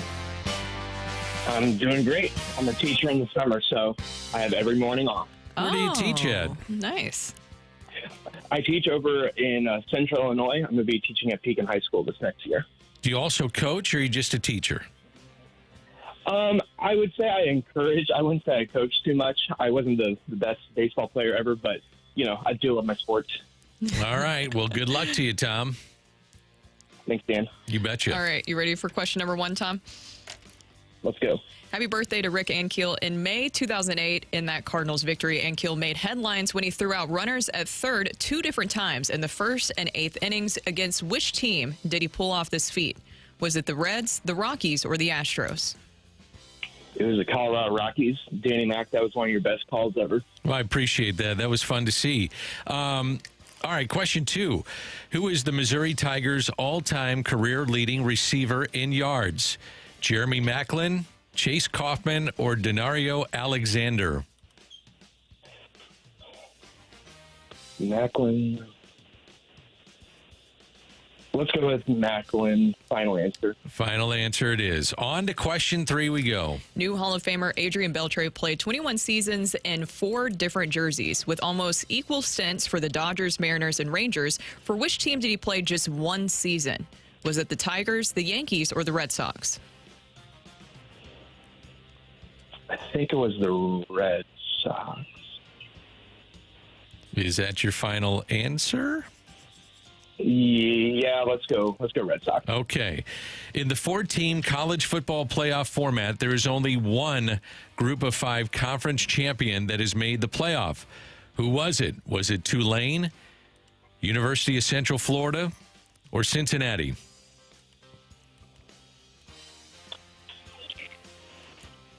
It was Cincinnati. Final answer. Okay, Tom, let me go grab Randall. How are you feeling, Tom? I'm a teacher in the summer, so I feel pretty great. Oh, yeah. Well, yeah, because now you're taking a break. You're fighting Randy today. So everything is going pretty well. Are you enjoying your summer so far? Oh, for sure. My wife and I actually just had our anniversary literally yesterday. Oh, And she's a teacher as congratulations. well. So she's a teacher as well. So we always get our anniversary off. Nice. That is very well planned out. I have to wonder, as a kid, the first Sunday scaries I would get, where I'd get that pit in my stomach that school was coming back, was like the very first Sunday after the 4th of July. When does that hit for teachers? I wouldn't say it would be bad if I called it a pit in my stomach. Obviously I love my job. I would say after my anniversary, kind of August 1 rolls around, it's like, okay, I've done most of the trips for the summer. The video games I've played are getting old, so it's time to go back. Teacher that plays video games, Randall. Love it. His This name is Tom. Yeah. Hi, Tom. Good morning. How you doing? Pretty good. Randy, I have a crazy story. I think I originally am from St. Louis, and I'm 30 years old. And my mom told me one time before I moved when I was 5, I was at a party, with a bunch of preschool kids, and apparently Patrick was there. Oh, wow. How about that? Yeah, Patrick is 30 today, as a matter of fact. Oh. Happy birthday to Patrick Carricker. How about that? That's pretty interesting. So good to hear. Thanks very much for listening, and thanks for playing today. And when's your birthday? December 14th. Okay. So I'll be 31. Gotcha. Okay. Good. Great to have you with us. Ready for question number 1, Randy? Ready. All right. Happy birthday to Rick Ankiel and to Patrick, of course. In a May 2008 Cardinals victory, Ankiel made headlines when he threw out runners at third 2 different times in the first and in the 8th innings. Against which team did he pull off this feat? Remember Chris Duncan? The best. He's in the dugouts, hitting the top of the dugout. Yeah, with his hand in the air. It was unbelievable. It was against Colorado. It was against the Rockies. I thought Troy Gloss did a hell of a job, too. He deked the runner. He did. He just kind of like there was no throw coming. Yeah. Glaus did it too. He like the triumph that he like holds up the ball of the first one in the first inning is incredible. Yeah. Rick Ankiel actually had that ball, and then it was taken from him. Somebody came in and stole it from his house. Oh, wow. Yeah, he had a little robbery, and that was one of the balls that was taken away, I believe. Huh. Yeah. Wonder what you do with that ball. I mean, what can you do with that ball? Well, you get it framed, or not framed. I mean, if you steal it. Oh, yeah, you can't sell it. No. It's going to... Stolen. Yeah, maybe it's a big Rick Ankiel fan, I guess. That could be. All right, you ready for question 2? Ready. Who is the Missouri Tigers' all-time career leading receiver in yards? I still think it's a guy who led them in a season and had a couple of years. I think it's Denario Alexander. So I think I'll go with him. I feel like most career leaders would be described as had a year and then a couple other years around that. Yeah, right. But he that one year he caught like 1,600 yards worth and led the nation in receiving yards. Multiple knee surgeries, and he came back from those. Oh, he would have been an NFL star if it wasn't for the injuries. Ready for 3? Ready. All right. New Hall of Famer Adrian Beltre played 21 seasons in 4 different jerseys with almost equal stints for the Dodgers, Mariners, and Rangers. Which team did he play just 1 season for? Dodgers, Mariners, Rangers, Red Sox. That was his 4th team. So I'm going to go with them. Red Sox? Are you sure? I asked it in a question form. I know. I did too. All right, you ready for question 4? Ready. All right. In the 4-team college football playoff format, there is only one group of 5 conference champion that has made the playoff. Who was it? Group of 5 that has made the playoffs and been undefeated. Can you? They haven't been undefeated necessarily, right? They just made the playoff, but they kind of had to be undefeated. Correct? Matthew? So can you just repeat the question? I wasn't. Sure. I was thinking of the answer while you were reading the question. Okay, in the 4-team college football playoff format, there is only one group of 5 conference champion that has made the playoff. Who was it? I'm going to go with Cincinnati, the year they played Alabama and lost. I'm going to go with the Cincinnati Bearcats, the alma mater of Jason and Travis Kelce, and of Marty Gilliard. That's right. Forgot he played there. Isaiah Pede. M-A-R-D-Y. Isaiah Pede too, right? Yeah. Wasn't Isaiah Pede? Oh, yeah, Isaiah Pede, yeah. I was gonna say, Hop along. oh, jeez. That's my fault, Danny. I knew exactly what he was going to say as soon as I said it, but I can't help but name colleges when you name college football players. I name their college. It's a weird thing in my brain. It's all good. It's Pavlovian almost. He lost his leg, Brooke. Terrible. Yes. Rocky, would you like to keep going with the rest of the segment? Better beat the Lawrence Phillips. Yes. We have. Randy's rubbing off. I'm sorry. We have a winner in today's fight. Was Tom able to take down Randy Carricker, or was Randy able to walk into the weekend with another win? Ring that bell. Go crazy, folks! Go crazy! The winner and still champion of the fight, Randy Carricker. The fight is presented by Golf Discount of St. Louis, with the most experienced club fitters in town. Why shop anywhere else? There you go, Randy. Nicely done. A 4-3 win. Tom, you got so close, but unfortunately, Randy Carricker, he was perfect. He hit the jack today, and he beat you. Well, as someone who likes to host trivia, this is an honor. There you go. There you go. Thank you, thank you, Tom. Let's go through the questions and answers. Happy birthday to Rick Ankiel. In that May 2008 Cardinals victory over the Rockies, he made 2 legendary throws in the first and 8th innings, getting them out runners at both at third base both times. One, it was a gun down on a long ball, and the other one was he ran down I believe it was a Carlos Gonzalez ball to the wall, and then was able to catch him as he was trying to get third. Wasn't it the same runner? Was it Cargo both times? No, not Cargo. It wasn't Cargo, whoever hit the triple, I'm blanking. I can't remember now, and I should know this, and it's on the tip of my tongue. I can picture it. I can see it. Not a very big player in terms of being tall.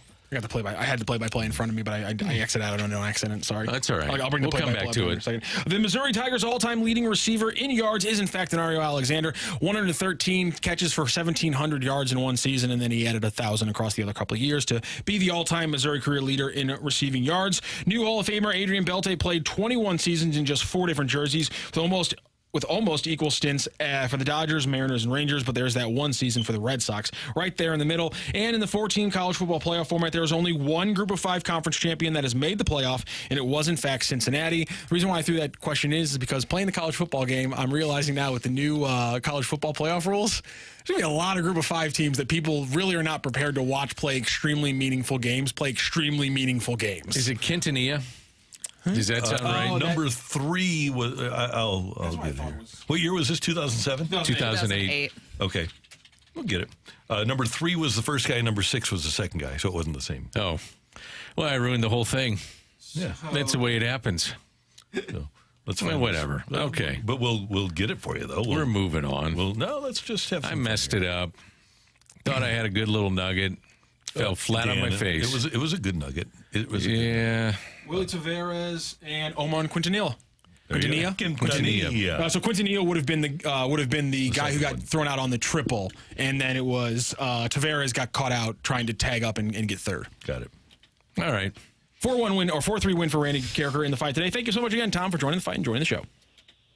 Have a good weekend. Tom, thanks for the compliments, too, and thanks for listening every day. We really do appreciate it. Tom with us on 101 ESPN. Next up, we've got our Rush Hour Reset before Jeremy Rutherford joins us for a couple of segments in studio on 101 ESPN.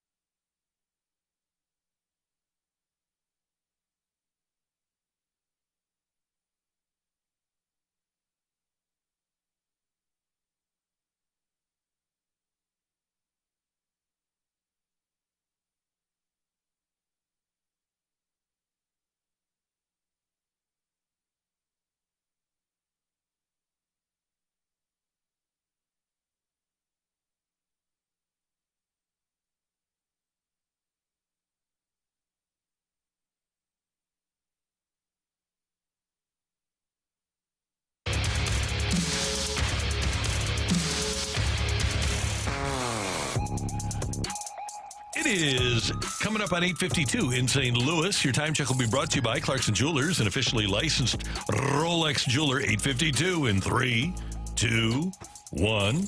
Woof. 8:52. Check your clock there. Although you probably have your clock on your phone. Nobody ever actually synchronizes watches anymore. Does anybody have a watch that they... Or does anybody tell time not mostly with their phone? I mostly use my phone to tell time. I use my phone. I do have a watch, though. Good for you. Yep. I'll sometimes look at that, and then I say, why am I looking at that? And then I go to my phone. Sometimes I will press the button on my Fitbit because my Fitbit is synchronized just like a phone is. But I know because I've got a little atomic clock here that tells me exactly what time it is. How about, do you guys, you don't have an Apple phone? He does I do. now. Yeah. Oh, you do now? Oh, yeah, I got bullied into it, yeah. So do you get your text messages on your watch? I can, I don't. I can get the notifications on my Fitbit, but I don't get them on my Fitbit. Yeah, no, I don't either. I always forget mine. They really don't last that long. I don't know which version of the Apple Watch you have, but mine, I feel like it dies really easily. They're made to go 2 years. I don't have an Apple Watch. That's it? Is it worth it? I think the newer ones are just battery-wise. That's why I have like one of the older ones, and I feel like I have to, after a few hours, it needs to be charged. Okay. It's great for the gym, though. Yeah, definitely. And just gauging your calories burned and steps and all that stuff. I like it too, but it is kind of a bummer that the Fitbit is basically made to last 2 years and then they die. Just trying to get you to get another one. They do. I know. The Cardinals are in action tonight in Atlanta. They take on the Braves in the opener of a 3-game series. And Sonny Gray will pitch for the Cardinals against Spencer Schwellenbach of the Braves. The Cardinals with 50 wins to start the second half of the season, 50-46. And this weekend, they're going to throw the best that they have at Atlanta. And I do like the way that Ali Marmol has set things up to at least start the second half. I'll be interested to see how good this team can be because I do think there's more there. It's Gray tonight, Gibson tomorrow, and Michaelis on Sunday with the Cardinals. There is more there. I'm also interested, too. What do you guys think about the lineup construction? Does it change? Of course, you have to give Nolan Arenado and Paul Goldschmidt more time. I think that, as we discussed, Nolan Arenado maybe would be able to return to form or at least expectations a little bit quicker at the plate. But what about Paul Goldschmidt? See, Brooke, here's the thing with this. I think the Cardinals are so lefty-heavy that if they don't have those two in the middle of the lineup, then they make themselves really vulnerable to lefty relievers.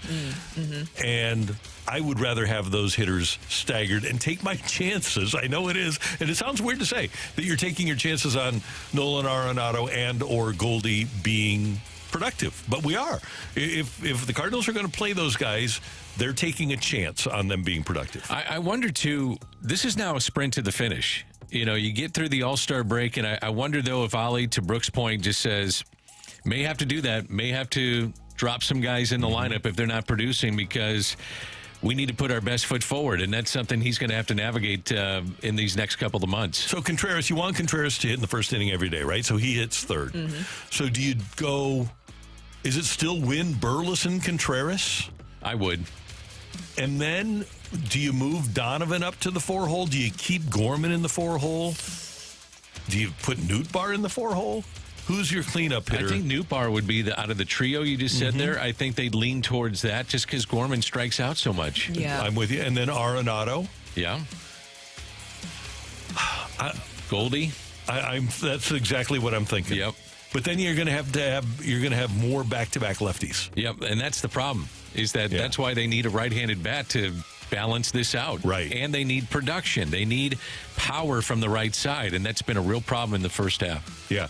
And obviously the big key for any playoff team is going to be the starting pitching. By the way, the Braves are very impressive. When you think about losing your best position player, the MVP in Ronald Acuna, and your best starter, did Michael Harris, who spent time on the IL, too. Yeah. Did Strider, did he win the Cy Young last year? No. He had like 260 strikeouts. He was awesome, though. Yeah, he was a finalist for the Cy Young. Right. So you lose the MVP of the league and one of the 3 best starting pitchers in the league, and you're still in first place. Pretty darn good. Yeah, and it just seems like it's rinse and repeat with them. They put out the same standard lineup, win healthy. I think there's something to that, too. Guys know a position in their lineup. There's familiarity there. And that has been able to breed success for the Atlanta Braves, no doubt. Yeah. I mean, if you look at the Cardinals, too, health-wise, there's been so many injuries to the position players, but knock on wood, the pitching staff has really held up. I think there's a trio that has to resurface here if the Cardinals are going to go anywhere. And it's Nolan Gorman, Lars Nootbaar, and Tommy Edman. One of those three has got to emerge and give them something. And then will they continue to progress in the second half? And that's Donovan, Burleson, Wynn, who's playing in the most games he's ever going to play at. And then will Contreras be the Contreras that he has been for a month or so? If you have those four and they continue to progress, and then to me get one of the trio I mentioned, then you got something. Right. You know, and we're beating a dead horse here, but you're just hopeful for Arenado, Goldie to try to get back to where they were. As we start the second half, the Phillies have the best record in the National League, 6.5 games ahead of the Dodgers, 7.5 ahead of the Brewers. In the American League, we could all name 5 members of the Orioles. Of course, we saw the Orioles, but they're loaded. They had all the All-Stars. And so you can name Rutschman and Santander and Gunnar Henderson and Cedric Mullins. Yep. You can name everybody can name a bunch of Yankees. The team with the best record in the American League is the Cleveland Guardians. Just as expected, right? Yeah. Just as expected. The And American League does have, obviously, a lot of power. But right now. it's incredible to think, okay, so we all thought, not we all, but I'll tell you this, I thought the reason that Cleveland was so great for all these years is because Terry Francona was so good. Well, Terry Francona's retired, and Stephen Vogt is their rookie manager now. And yes, they have Jose Ramirez at third. They have the Nailers, right? Both Nailers. But they lost their best, again, starting pitcher at the beginning of the season. They had to send Tristan McKenzie down, but they still keep winning. And I don't know how Cleveland does it, but talk about a comparable market to St. Louis that makes less revenue than St. Louis, but they draft and they sign international and they develop and they make great trades. You know who deserves a ton of credit right now are the Milwaukee Brewers. Yeah, they do. 16 starting pitchers, right? Yeah, and Corbin Burns not there. In 19 starts, he has an ERA under 2.5. Only Orioles starter that was better in the first half was Jim Palmer. So how does Milwaukee make up for the loss of 16 guys, or using 16 guys, and the loss of Corbin Burns? Tarek Skubal, you mentioned him earlier, Randy. I think that's going to be an interesting story here in the next couple of weeks. And is there any chance whatsoever he could be moved? Right now, here's the numbers with him. Third lowest first half ERA for Detroit in the past 50 years. That's how good he has been. I want that. And another storyline I'm looking at is Aaron Judge. 34 more home runs, 85 driven in before the break. Yeah. Only 3 players have done that before. So does he get to 60? Can he break his own record? Something to watch here in the second half that makes it fun. I think that he can. I know that the Yankees started out kind of hot, and then things have trailed off a little bit here, and then it's kind of switched around in New York, right? Because the Mets got off to a terrible start, and now they're starting to do a little bit better going into the second half, but who knows what will happen there. Aaron Judge is a very exciting player to watch. I have a question for you guys. Just looking at the National League, the Phillies, they of course have the best record in all of baseball right now.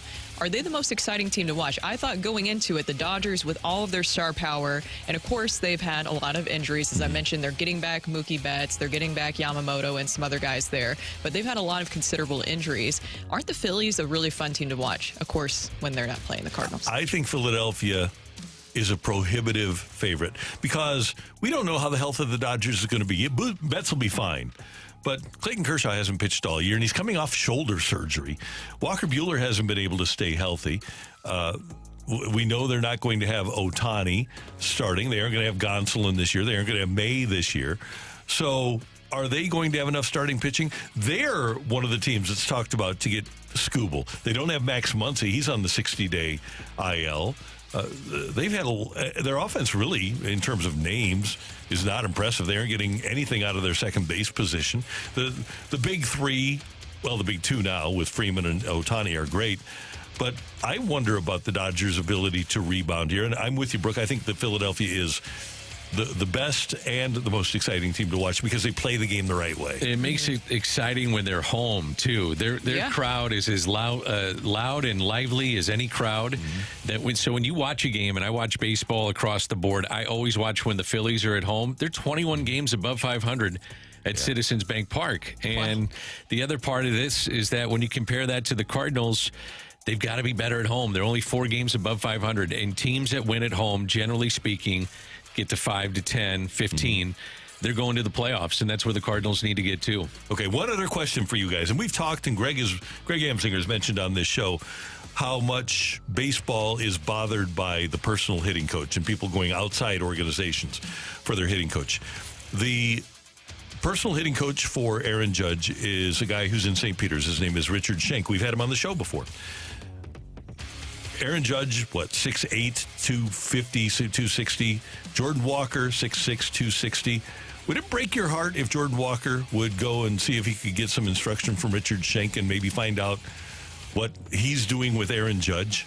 No, I think it would be great. But if the Cardinals do want a certain thing out of him, do you think that they would want him to do that? Now they're saying it's all about production. Okay. So that's what I'm thinking. If he goes to Richard Schenk and starts producing, then the Cardinals have no complaints. I think I'd have to wait till the offseason, though, because he's probably got so much pressure on him and so many voices in his ear and the personal pressure that he puts on himself.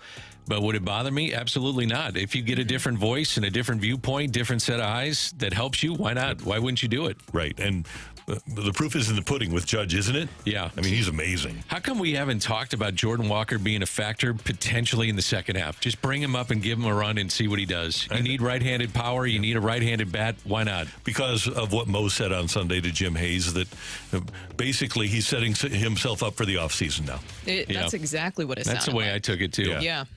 So that's your Rush Hour Reset here on 101 ESPN. Coming up, Jeremy Rutherford is in the house, in the building. We're going to talk to JR about more than hockey here on 101 ESPN.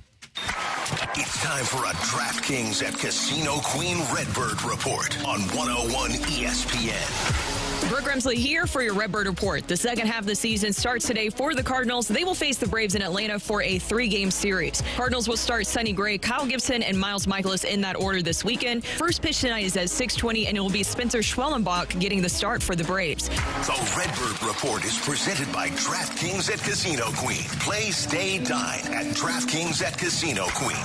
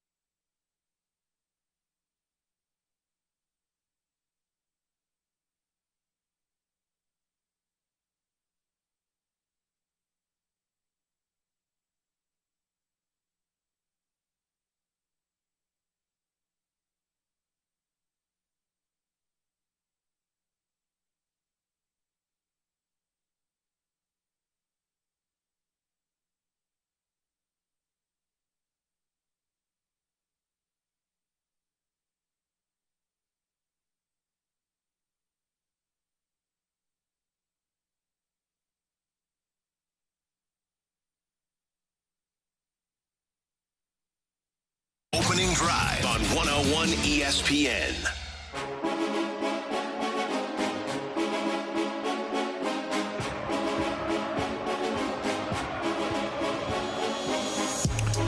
Dan and Randy, Opening Drive, 101 ESPN. Our buddy Jeremy Rutherford, our Blues insider from The Athletic, is with us. And, JR, I was thinking about this last night. How long have you been with The Athletic now? 7 years. That time has flown by. The time that you have been there and the time that The Athletic has been around. Yeah, I still feel like it was yesterday where I was laying in my bed staring up at the popcorn ceiling thinking, do I leave a 100-year institution at the St. Louis Post-Dispatch and go to a startup company that might not be around in a year? And it was a very, very tough decision.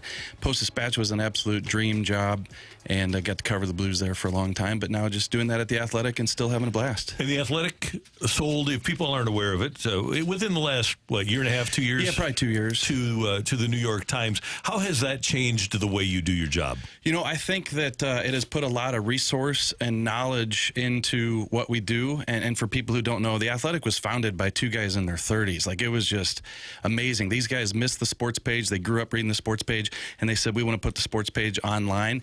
And so 2 years ago, they sold to the New York Times, which just has decades of experience with online journalism and how to make it work. And so we've kind of been going through that phase the past couple years in terms of how does it change my job on a daily basis. We still want to cover the team on a day-to-day basis and tell the stories that people need to know about the St. Louis Blues, but we also want to tell some national stories that might catch everybody's attention across the league, and so that's what I've tried to do. Good. And you've got a story coming up, by the way, about Jake Neighbors, right? Yeah, I talked to Jakey a couple days ago, and he's back home in Canada, and just about reflecting on his season, 27 goals, and looking ahead. They had a chance to, maybe talk contract. He's got one more year left on his 3-year entry-level deal. He's going to make, less than $1 million on that deal. Should they go to him, we can talk about this, and sign a long-term contract. They're not going to do that, and when I talked to Jake about that, his response was great. Blues fans love him already, and they're going to love him even more when they read his comments. He's like, what did I do? I didn't 1 year. What's that? I still got a lot more to do before I get paid. So good conversation with Jake that'll be in The Athletic on Monday. I always enjoy your writing too, because as you mentioned, it's more than just what's going on with the games. You actually take you to the moment of, my watch. I guess Siri wanted to talk to you there. We were just talking. Hi, Siri. How are you doing? But what I also appreciate about your storytelling is that you take people there to the moment, like the Oscar Sundqvist story of when he was traded. I love that story that you did because, it was terrible to see him traded that first time around, but then you really took us behind the scenes into that moment of what the emotions he was going through. Also, what a lot of people don't realize what actually happens with those transactions, where 1 minute they think they were the team and the next they're gone, and having to deal with, all right, I'm going to have to start over now with a completely different organization. Yeah, I'm so glad you say that. And you've said that before on the air, and I'm driving down the road, and I appreciate when you say that for this reason, because that's what I wanted to do when I went to The Athletic.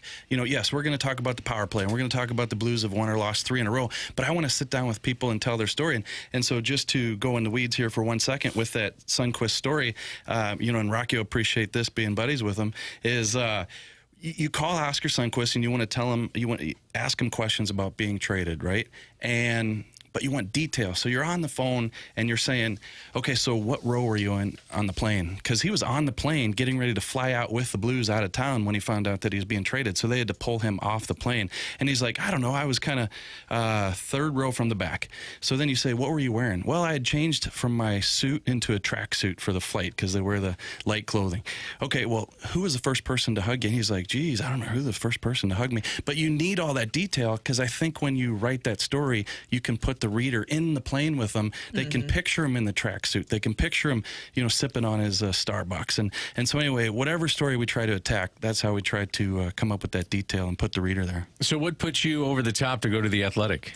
You mentioned, I'm serious, you mentioned it was a tough decision. What was the deciding factor or factors? Yeah, Danny, that was the biggest one, I think, was being able to tell those stories, because when those two co-founders of The Athletic, Adam and Alex, called, they said, you've covered the Blues for a long time. People trust your reporting, but we want you to tell stories about the people you cover, and so that you can tell the readers more about the players that they follow. And another story that I've brought up over the years is, sitting down with Alex Pietrangelo, and he talked about he and his wife had a couple instances of miscarriage. And then what do we know? Later on, they had the triplets, and now they've added to their family since then. So I'll never forget sitting down at Enterprise Center with Alex Pietrangelo, Dan, and he's just kind of, choking up a little bit talking about the situation. But the biggest thing here, Dan, is the comment section said, oh my gosh, my wife and I, we've had miscarriages before, and now we're reading this. We see the player that we follow,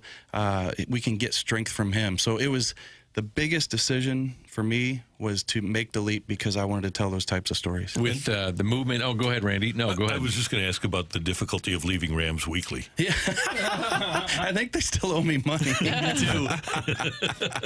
Oh, my goodness. No. In your opinion, have the Blues recovered from Petro leaving? Just a simple question. Yeah, no, I don't think so. And, when things have stayed perfect and you win 2 cups if he stays, I'm not saying that. But I think they've been chasing that position for the past couple of years. And, Colton Parayko did an outstanding job last year. But you're signing a Torrey Krug, you're signing a Nick Leddy, you're signing a Marco Scandella. And I think you're just trying to patch things up on D and try to make it work, where Alex Pietrangelo alleviated a lot of those issues. Jeremy Rutherford with us on 101 ESPN. Coming up, we'll talk about what the future holds with the Blues plan and more with JR here on 101 ESPN.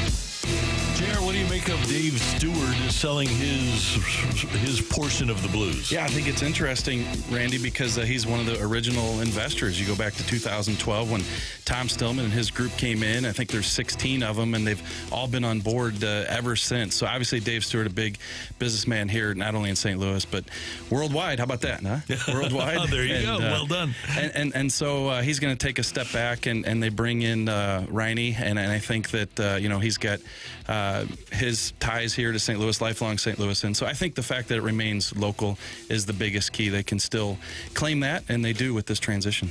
So tell us about the news with Torrey Krug and how this potentially plays out.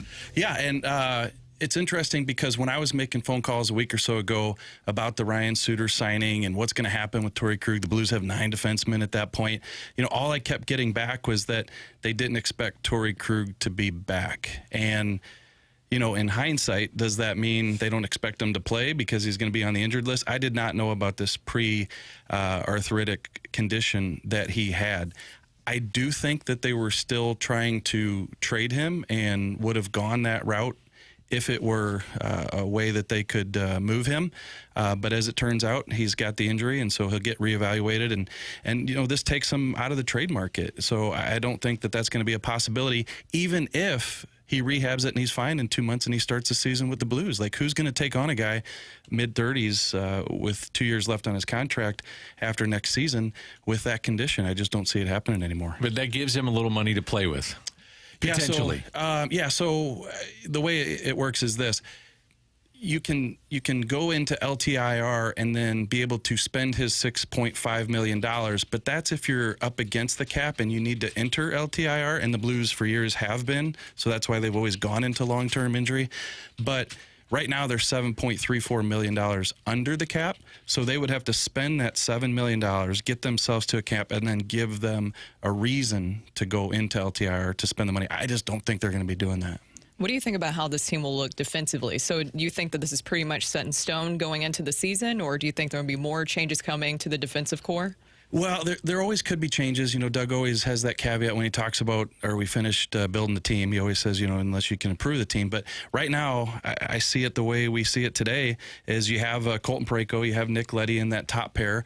And then I think you can mix and match the next 4 or 5 defensemen. It could be a Ryan Suter and Justin Falk second pair, and then you could see a Scott Perinovich and a Matthew Kessel in the third pair. Or, do you swap those and you have Perinovich with Falk and then Suter with Matthew Kessel? That way you mix a veteran with a young player. And then you have Pierre-Olivier Joseph as a seventh defenseman, and you also have Tyler Tucker. Tyler Tucker, he might be the odd man out just because of the numbers game. You might have to try to sneak him through waivers. So, I think that's what the top 6 is going to look like, and then there's going to be a little competition for that 7th spot. Ryan Suter kind of brings in that rusty nail, isn't he? Yeah, and I talked to Ryan Suter last week for a little bit. You can just tell, Dan, when you talk to those types of guys who've been around forever, there's nothing they haven't seen, heard, been around. And so what I thought was interesting is because he does have that reputation of being a little bit about himself and wanting to compete, and hey, look, I'm focused on what I need to do. And in Minnesota, I think people had a gripe about that. Was he willing to help the young players? And I asked him about that, and he said, hey, listen, first and foremost, I want to win, but if I can help these guys and that helps us win, then for sure I want to do that. So what I was told is that situation got better in Dallas. He did kind of take a couple of the younger players under his wing. I asked him about guys like Perinovich, Tucker. He said, for sure, I want to be here to help those guys. But when you're bought out twice, does that, give you a little cause for concern here? Yeah, and Dan, when I had him on the phone, I said, Ryan, hey, listen, with this buyout thing, I know you haven't said much about it, but let me ask you this. If a fan came up to you and said, hey, I don't know much about you, but I've heard you've been bought out twice, Minnesota, Dallas. I said, Ryan, what would you tell that fan?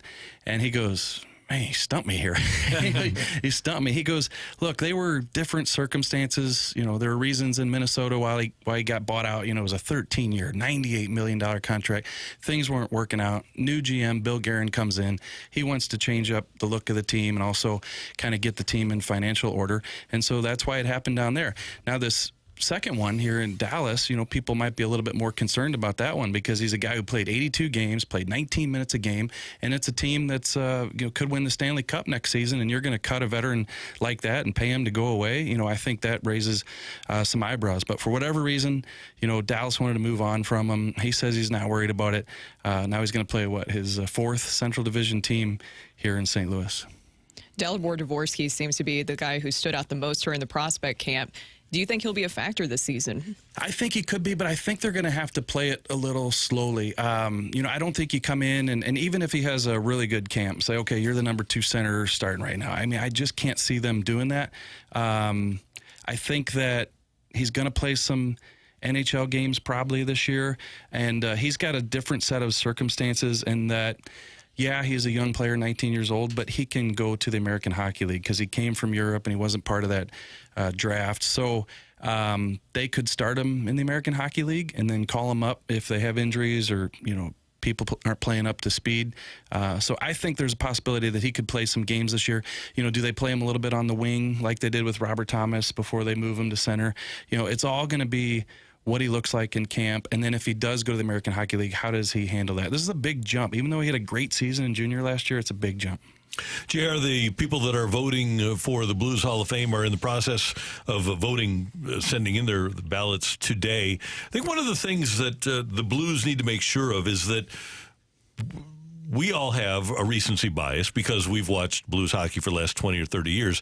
But those first years, those first 3 years, maybe the first 5 years, we really need to make sure we take a close look at those people that are legitimate Blues Hall of Famers that if you're younger and you never saw them play, but you're aware of them because you cover the team. We need to make sure that young people are aware of why the Blues are where they are by presenting them, this is my opinion, and I think you agree, presenting them knowledge of these players as Hall of Famers.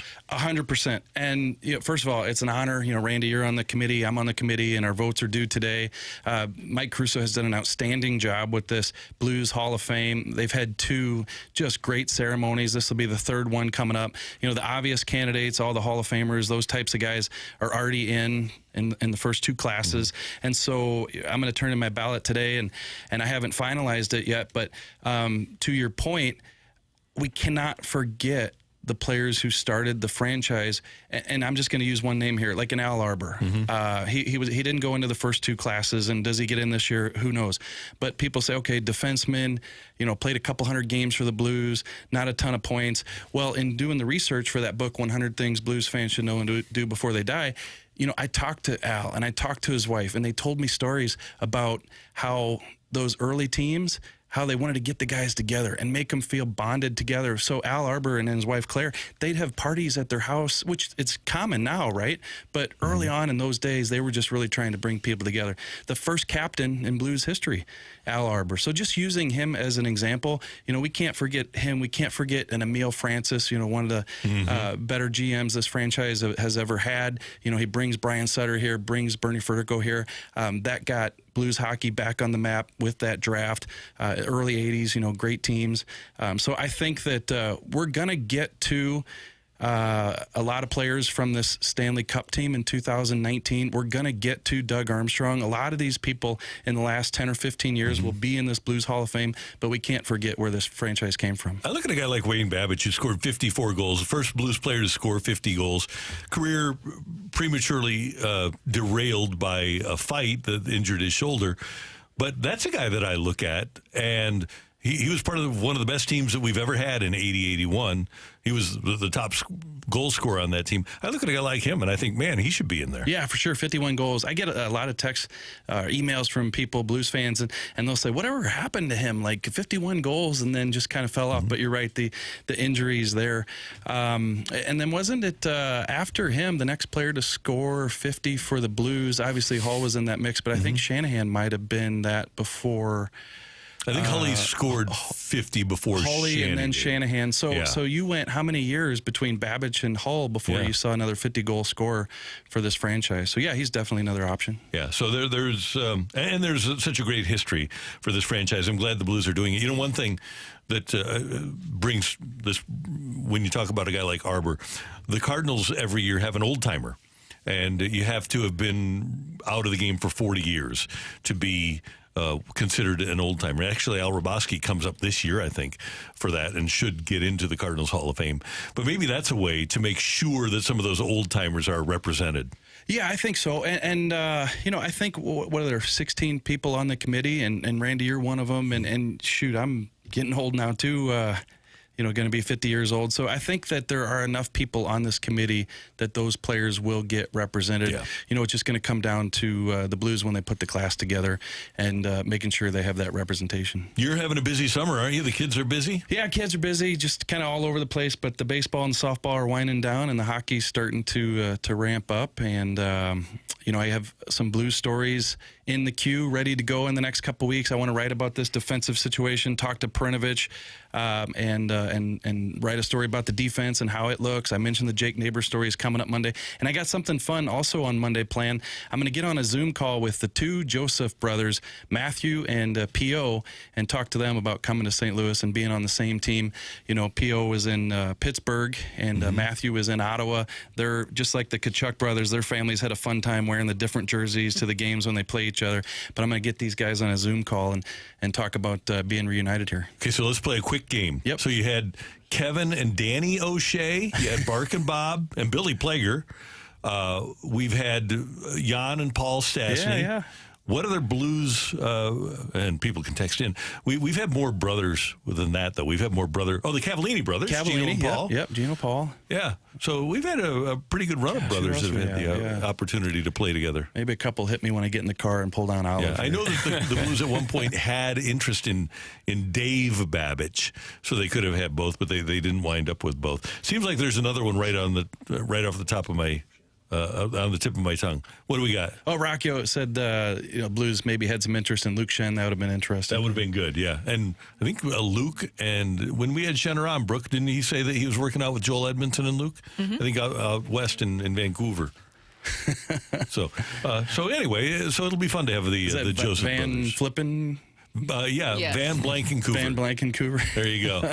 So have a great weekend, sir. Thanks Thank you very guys. much. Yep, thanks for having me. That's our buddy Jeremy Rutherford with us. Coming up next, we're going to talk to ESPN.com scouting and draft analyst Kiley McDaniel about the Cardinals draft on 101 ESPN.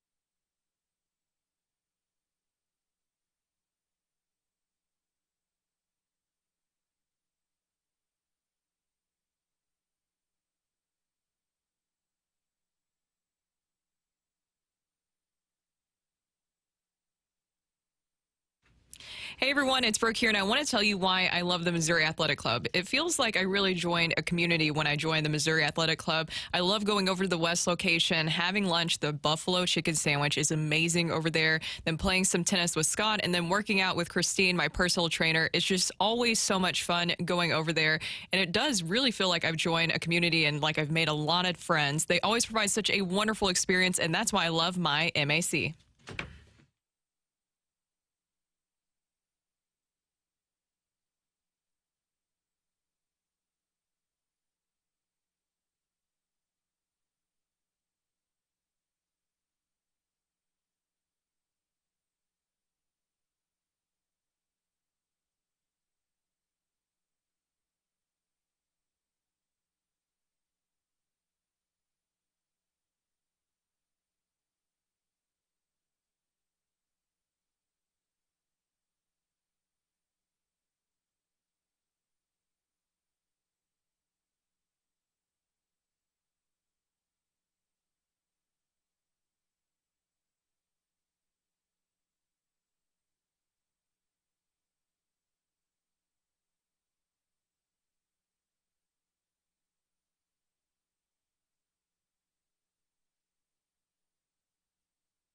This is Rocky with your Sports Center update, driven by Johnny Londoff Chevrolet and Johnny Londoff Autoplex. The Cardinals are back in action today. 6:20 first pitch as they start their second half against the Atlanta Braves. And St. Louis City SC back in action. They face off against Sporting Kansas City on Saturday night, 7:30 p.m. kickoff. That is your Sports Center update, driven by Johnny Londoff Chevrolet and Johnny Londoff Autoplex. See them at londoff.com. Chevy, together we drive.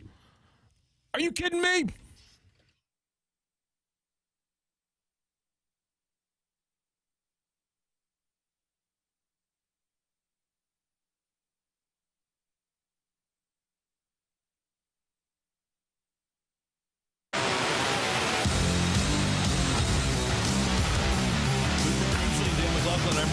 It is the opening drive on 101 ESPN. The MLB draft took place Sunday, Monday, and Tuesday. And the Cardinals got a guy that, by all accounts, is regarded as one of the best hitters in the draft, but had a great draft overall, apparently. And we get a chance to find out how good it was with Kiley McDaniel of ESPN.com. He covers the draft for ESPN.com and joins us now. Kiley, good morning. How you doing?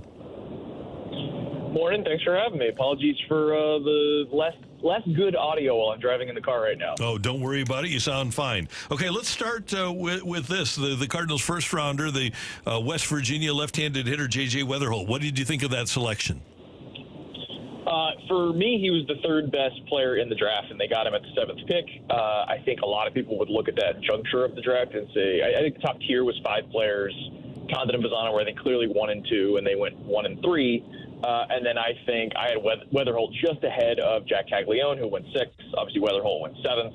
And then Chase Burns, who went 2nd. So that top 5 went in the top 7 picks. Weatherholt was the one guy of that group that fell out of that top 6 picks. So I think he's an excellent value. I'm not really sure why he fell out of that group. I would have taken him ahead of Burns, Caglione, and I would have taken him over Nick Kurtz. The sort of concern with him is I compared him when there were some rumors he may go first overall on a cut deal to Cleveland. Is everything works out perfectly? He sort of looks like Jose Ramirez. He's like a sort of stout 5'10", but he's an above average runner. He can play a passable to decent shortstop, but it's probably more of a second, third baseman. He has enough arm to play anywhere on the field, and his power is probably 20, maybe 25 homers. But the real sort of selling point here is that he's a plus hitter with a plus approach, should move quickly through the minors. And he was seen as the number 1 prospect going into the spring, but then he missed half the spring with a hamstring injury, which he had a version of that the summer before. So given that he is not the most toolsy, not the biggest, has had a little bit of soft tissue stuff, I think some teams shied away from him thinking, oh, there's not going to be the upside that you like to see. The sort of perennial all-star upside doesn't seem that easy to see. It's more of a good everyday player. I think he's actually a little bit better than that because I think these sorts of players that aren't like NFL combine-style athletes often are underappreciated earlier in their careers. It really does seem like he is the steal of the draft for the Cardinals. Outside of Weatherholt, though, what other pick did the Cardinals have that really stood out to you? So they've had a couple drafts in the past. I know you go back to the 2020 COVID draft where they took Jordan Walker and Mason when Tink Hansen really dipped into the high school upside. But if you take that year out, typically their next couple picks tend to be college starting pitching types and getting guys that they think have a high probability. And that's kind of what they did with the next few picks. Brian Holiday is a righty out of Oklahoma State. Good fastball sort of shape and command and those sort of secondary pitchability characteristics. Was a junior college player that didn't sign and was available 2 years ago. So he's seen as like an arrow up guy, but you're kind of hoping he's more of a 4th starter. If it doesn't work out, maybe, long reliever, 6th, 7th inning guy. And that was in the 3rd round, which is sort of the kind of player you get in the 3rd round. And then the 4th round pick, the other sort of, I think, guy of note here is Ryan Campos, who is a sort of maybe catcher, maybe corner outfielder, maybe first baseman, but can really hit. And the sort of question is, what's the position going to be and how much pop is he going to have? Again, that's the kind of guy you get in the 4th round, where I'm pretty sure this is a big leaguer that's going to hit enough to get there. You're just not sure what the upside is because of the position and power questions, but there's a lot of sort of components there to work with. And then after that, it was more sort of role players, and this guy's a maybe, and this is a reliever, and, this guy does one thing really well, which is pretty typical once you get outside the top 5 rounds. Kiley, what have you thought of the last couple of drafts? So if you want to throw this in with last year and the year before, in the terms of development with some of these players and what you've seen, what have you thought of from Cardinals' perspective, the last few drafts? Well, it's hard to talk about that without talking about that 2020 draft, which is seen as, sort of legendary in scouting circles for getting that much value. I really liked the Cooper Zerbe pick when it was made. He had some command issues. I think now he's starting to turn that corner. I think the Cardinals have pretty consistently been a top half of the league drafting team. They've also, when you look at, say, Quinn Matthews from last year's draft, is now in the top 100 after going, I think it was the 4th round, and was at the Futures game. There's been a solid ability to find guys later in the draft that then turn into real prospects. And then also, I would say, in the trade market, getting TK Roby and Thomas DeGisi. I think the player acquisition is good, and I think the sort of limitations for the organization are more that those frontline pitchers aren't necessarily there, but the depth, 4th, 5th, and maybe 3rd starting pitchers, those guys are definitely there. That frontline guy isn't quite there, and Tinkens, I think, would be sort of the internal hope that he could be the guy to break through. I think some people thought that rather than Weatherholt, they would take Hagen Smith. There was a chance he could break through and be that guy. And then I think the rest of it, we can talk about the deadline and things like that if you want. I think just some of the hitters have underperformed, which might just be a little bit of unlucky, or maybe if there's something common between those guys. But there's plenty of everyday caliber position players at the big leagues and upper minors. That doesn't seem to be a concern, even though the offense is not an above average offense right now. Kiley, was there a team or teams in this particular draft where you thought that they got excellent value beyond the first pick that they made? Yeah, I was intrigued by a couple teams.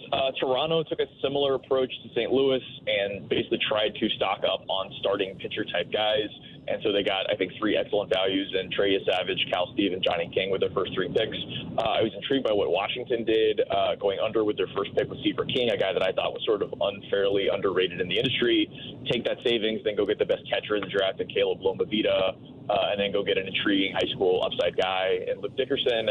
I was intrigued by what the Yankees did. They took a sort of, I'll say bizarre first-round pick in Ben Hess, who I don't think anybody thought he was going to go that high, but then stacked it up with a bunch of, I would say, probably underperforming or not fully optimized college pitchers, which is a demographic they've had a lot of luck with. So I think there's going to be 1 or 2 guys out of that group, or 6 or 7 college starting pitchers, that will turn into real big leaguers or top 100 prospects. I just don't think, I definitely don't know. I don't think they know yet who it's going to be. But I think that's really the way that teams find success, is finding a thing that you're good at developing and then getting as many of those guys as you can. And I would argue with the Cardinals that, Quinn Matthews and some of these guys they've taken later that have turned into prospects, I think that's an area that they found success. So it makes sense to continue going with Brian Holiday and Andrew Buchanan, a guy they took a little later out of Vanderbilt that looked like a first-round pick out of high school, and now was, I think, a 7th-round pick out of Vanderbilt that hadn't quite been optimized. I think that's an area where they found success, which is similar to what Cleveland and the Yankees and the Dodgers and some other teams tend to find value in those places. That tends to be what contending teams are able to do in the draft. You mentioned Quinn Matthews, and of course a lot of fans are excited to hopefully see him one day up here in the big leagues. What have you seen from him, and are you surprised or not surprised by his quick rise through the organization? I have not the full breakdown, but his velo in college was 90 to 92, touching some 4s and 5s, and then this year it's been 93 to 95, touching 6s and 7s. And so there's always a couple guys in the draft where they are sort of good athletes with a good delivery that throw strikes, and then usually looking back, there's a reason why they ended up throwing harder. Maybe their delivery or their nutrition or working out wasn't quite optimized. Maybe there was something mechanically to work on, or maybe they were throwing too many pitches. I mean, Matthews famously threw, I think it was 140 pitches in a playoff start in regionals. And a lot of people are sort of scared off by that. And a lot of times, there's guys like Logan Gilbert who threw 120 pitches every week, and the velo kind of tailed off, I think, because of that, and then it spiked in pro ball. So while I wouldn't have picked him specifically ahead of time, I would have ranked that guy in the first 50 picks if that was the case, and he probably would have gone in the first 50 picks if that was widely believed. But looking back at it, you're like, oh, okay, this guy has all the traits that you usually see from guys that have a velo jump, and then he was also used kind of heavily. And so sometimes just putting him in a pro environment on a pro workload, that can be the thing that teases it out. And so as a guy that's been, a solid pitchability guy with solid stuff going back to high school, it's not shocking that it happened. But any one guy, you don't really see it coming. But like I said, that's why teams, I think it's smart for them to take 4, 5, 6 guys like that every year. And the odds that you'll get one of those guys every year go up. Kiley, one more thing. You mentioned the legendary 2020 draft. We'll occasionally get a text here with the struggles that Jordan Walker has endured, and obviously the Cardinals haven't liked what they have seen from him from a process standpoint. But we'll get texts that say, maybe Jordan Walker just isn't that good. As a talent evaluator, a guy who's been in a major league front office and been involved in major league drafts, how do you respond to that statement that maybe Jordan Walker just isn't that good? So that's always a debate to have when someone sort of doesn't have any trouble getting to the big leagues when you thought that they would have trouble. And then they get to the big leagues and things don't sort of line up perfectly. And then they end up back in AAA and they kind of ride the shuttle back and forth and they don't quite optimize. And sometimes, like to the fans' point, sometimes those guys are just better than you think they are, but it's still not going to work. Like Joe Adele comes to mind as an example, where he just shot through the minors. Everyone thought he was a top 5 prospect in baseball. And like just this year, it's sort of kind of working like 5 years later. And sometimes that happens. Like we've seen that with a number of hyped prospects where they basically deliver at every level and it just doesn't work at the big league level. He's now young enough. I haven't done a deep dive on exactly what his issue is to be able to say that this is the issue and if he can do X, Y, and Z, then he can fix it. But I think there is real power, there is real hitability. At one point, the defense was a little worse than you thought it would be. The chase outside the zone a little worse than you thought it would be. And sometimes it's just the jump from AAA to the big leagues is a little bigger, and part of the stuff that works for them AAA doesn't work at the big leagues, and it's more of a mental hurdle to get over that and just sort of make that AAA game translate to the big leagues, and you just have harder pitching, your numbers won't be quite as good, but you're still that kind of guy. And so I think he's on that trajectory for the next year, maybe 2. And then obviously at that point, if that doesn't, work out, then he becomes one of those change of scenery guys you end up trading for, pennies on the dollar, and it ends up being somewhat disappointing with something that looked very promising. But that also brings me back to, I was working with the Braves and we were going through our rebuild, and I think it worked out really well looking back that it was, Albies and Soroka and Anderson and Fried and Acuna and Riley, all those guys were in the minors. And we kept joking that for hitters, you got to have 2 for one to work out, like guys that you think are top 100 or better prospects to actually be a useful big leaguer. And for pitchers, you need like 3 for one to work out. And there were a lot of instances where we had a guy like Ian Anderson or Mike Soroka where they gave you it turned out 1 or 2 good seasons and that was all you got. But the fact you got 1 or 2 good seasons, that was supposed to be a miss. And it ended up being a good season or 2. And then, Max Fried was the hit. And then you miss on Tuki Tucson. And then, this other guy comes through.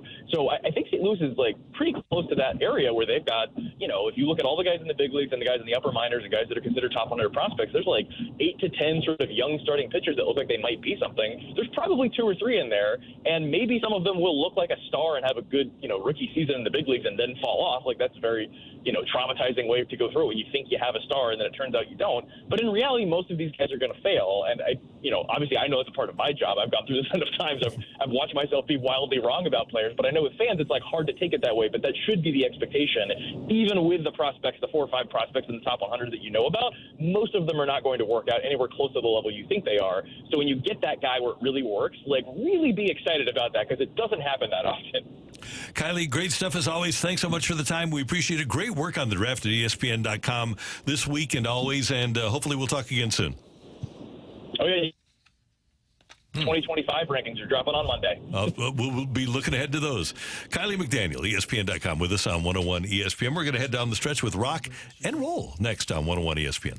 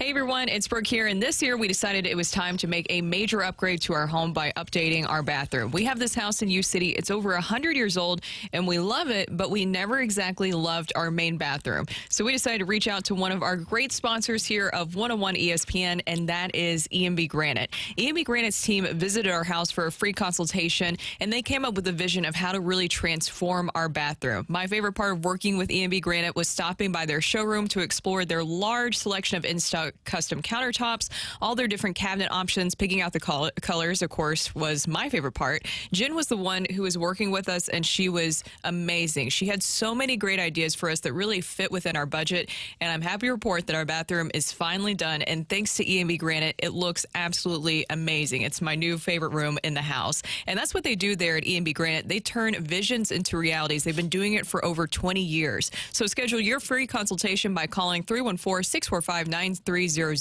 or go online to embgranite.com or stop by their amazing showroom today and make sure you mention that I sent you.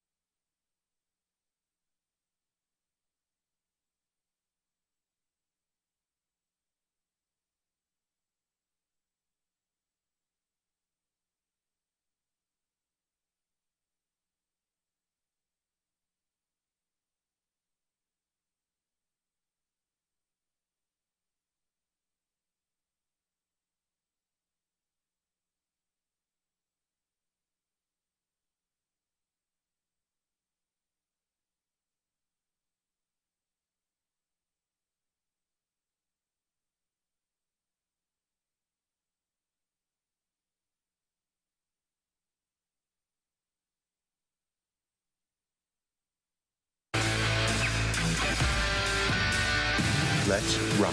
Let's rock today. Big event 1 week from tomorrow. The Fast Lane will square off against the Rizzuto Show from 105.7 The Point in this year's softball home run derby, hosted by the O'Fallon Hoots. Next Saturday, July 27th, the CarShield Field in O'Fallon. There's going to be a fast pitch home run derby that night featuring Rick Ankiel, Brian Jordan, and more MLB alumni. GA tickets are on sale now for just $15. Brought to you by Swiss Air Heating and Cooling, Faster House, and Zwickle Light. Get all the details on this year's O'Fallon Hoots Home Run Derby now at 101ESPN.com. And we neglected to mention the Suter brothers, of course, a famous group of brothers that played for the Blues, Brian, Richie, Ronnie, and Bass. And also our friend Danny Solomon, the sales manager at Casey, texts in and says that don't forget Kurt and Harvey Bennett. The Bennett brothers back in the day with the Blues. I forgot them. Yeah. Suter brothers, we should have known. We should have known right away. Well, we knew. We just didn't remember. Yeah. Too obvious. There's been too many Blues Brothers.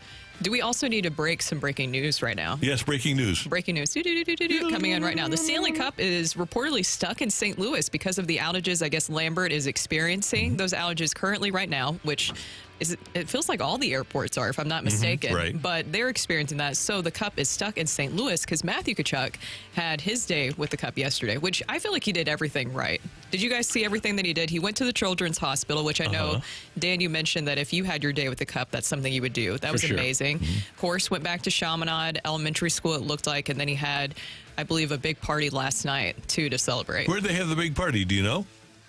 Jamie Rivers was the one. He was there. That's right. They were doing it at the Foundry, weren't they? Yeah, at the Foundry, yeah. Jamie Rivers was there, so at the Foundry, I believe. Yeah. Pretty cool. I wonder if that puts the schedule off for the Cup. Like if it's a really tight schedule, Yeah. if it moves everybody back and accommodations have to be made, or if they give themselves a little grace period between one stop to the next, just in case something like this happens. One player is going to wind up with the popcorn maker Stanley Cup for a day this year. Popcorn makers. I have one of those at home. So, Matthew, what do you got for us on Rock and Roll? Wait, real quick. Somebody said, way to send all the crazies to the airport. I'm not saying that they're stuck at the airport. They can't even, I don't even think anything's going out at the airport right now. So it's just staying here, probably in a very secret place. Yeah. Phil. St. Louis. Phil, the Cup guy, right? Yeah, he's not recognizable whatsoever. No, not at all. All right, Matthew, sorry about that. No, all good. We have a very short time, so I just want to remind everybody that the transfer window is open in MLS tomorrow when they play Sporting Kansas City.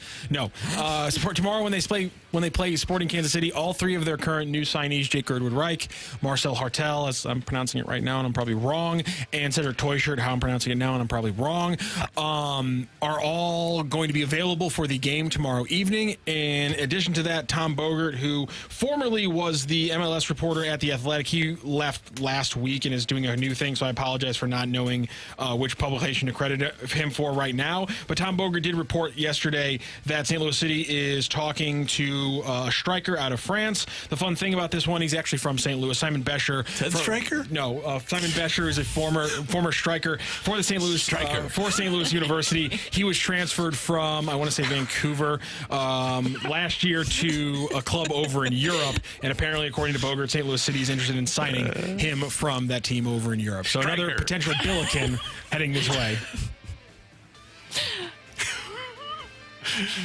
Picked the wrong week to stop sniffing glue.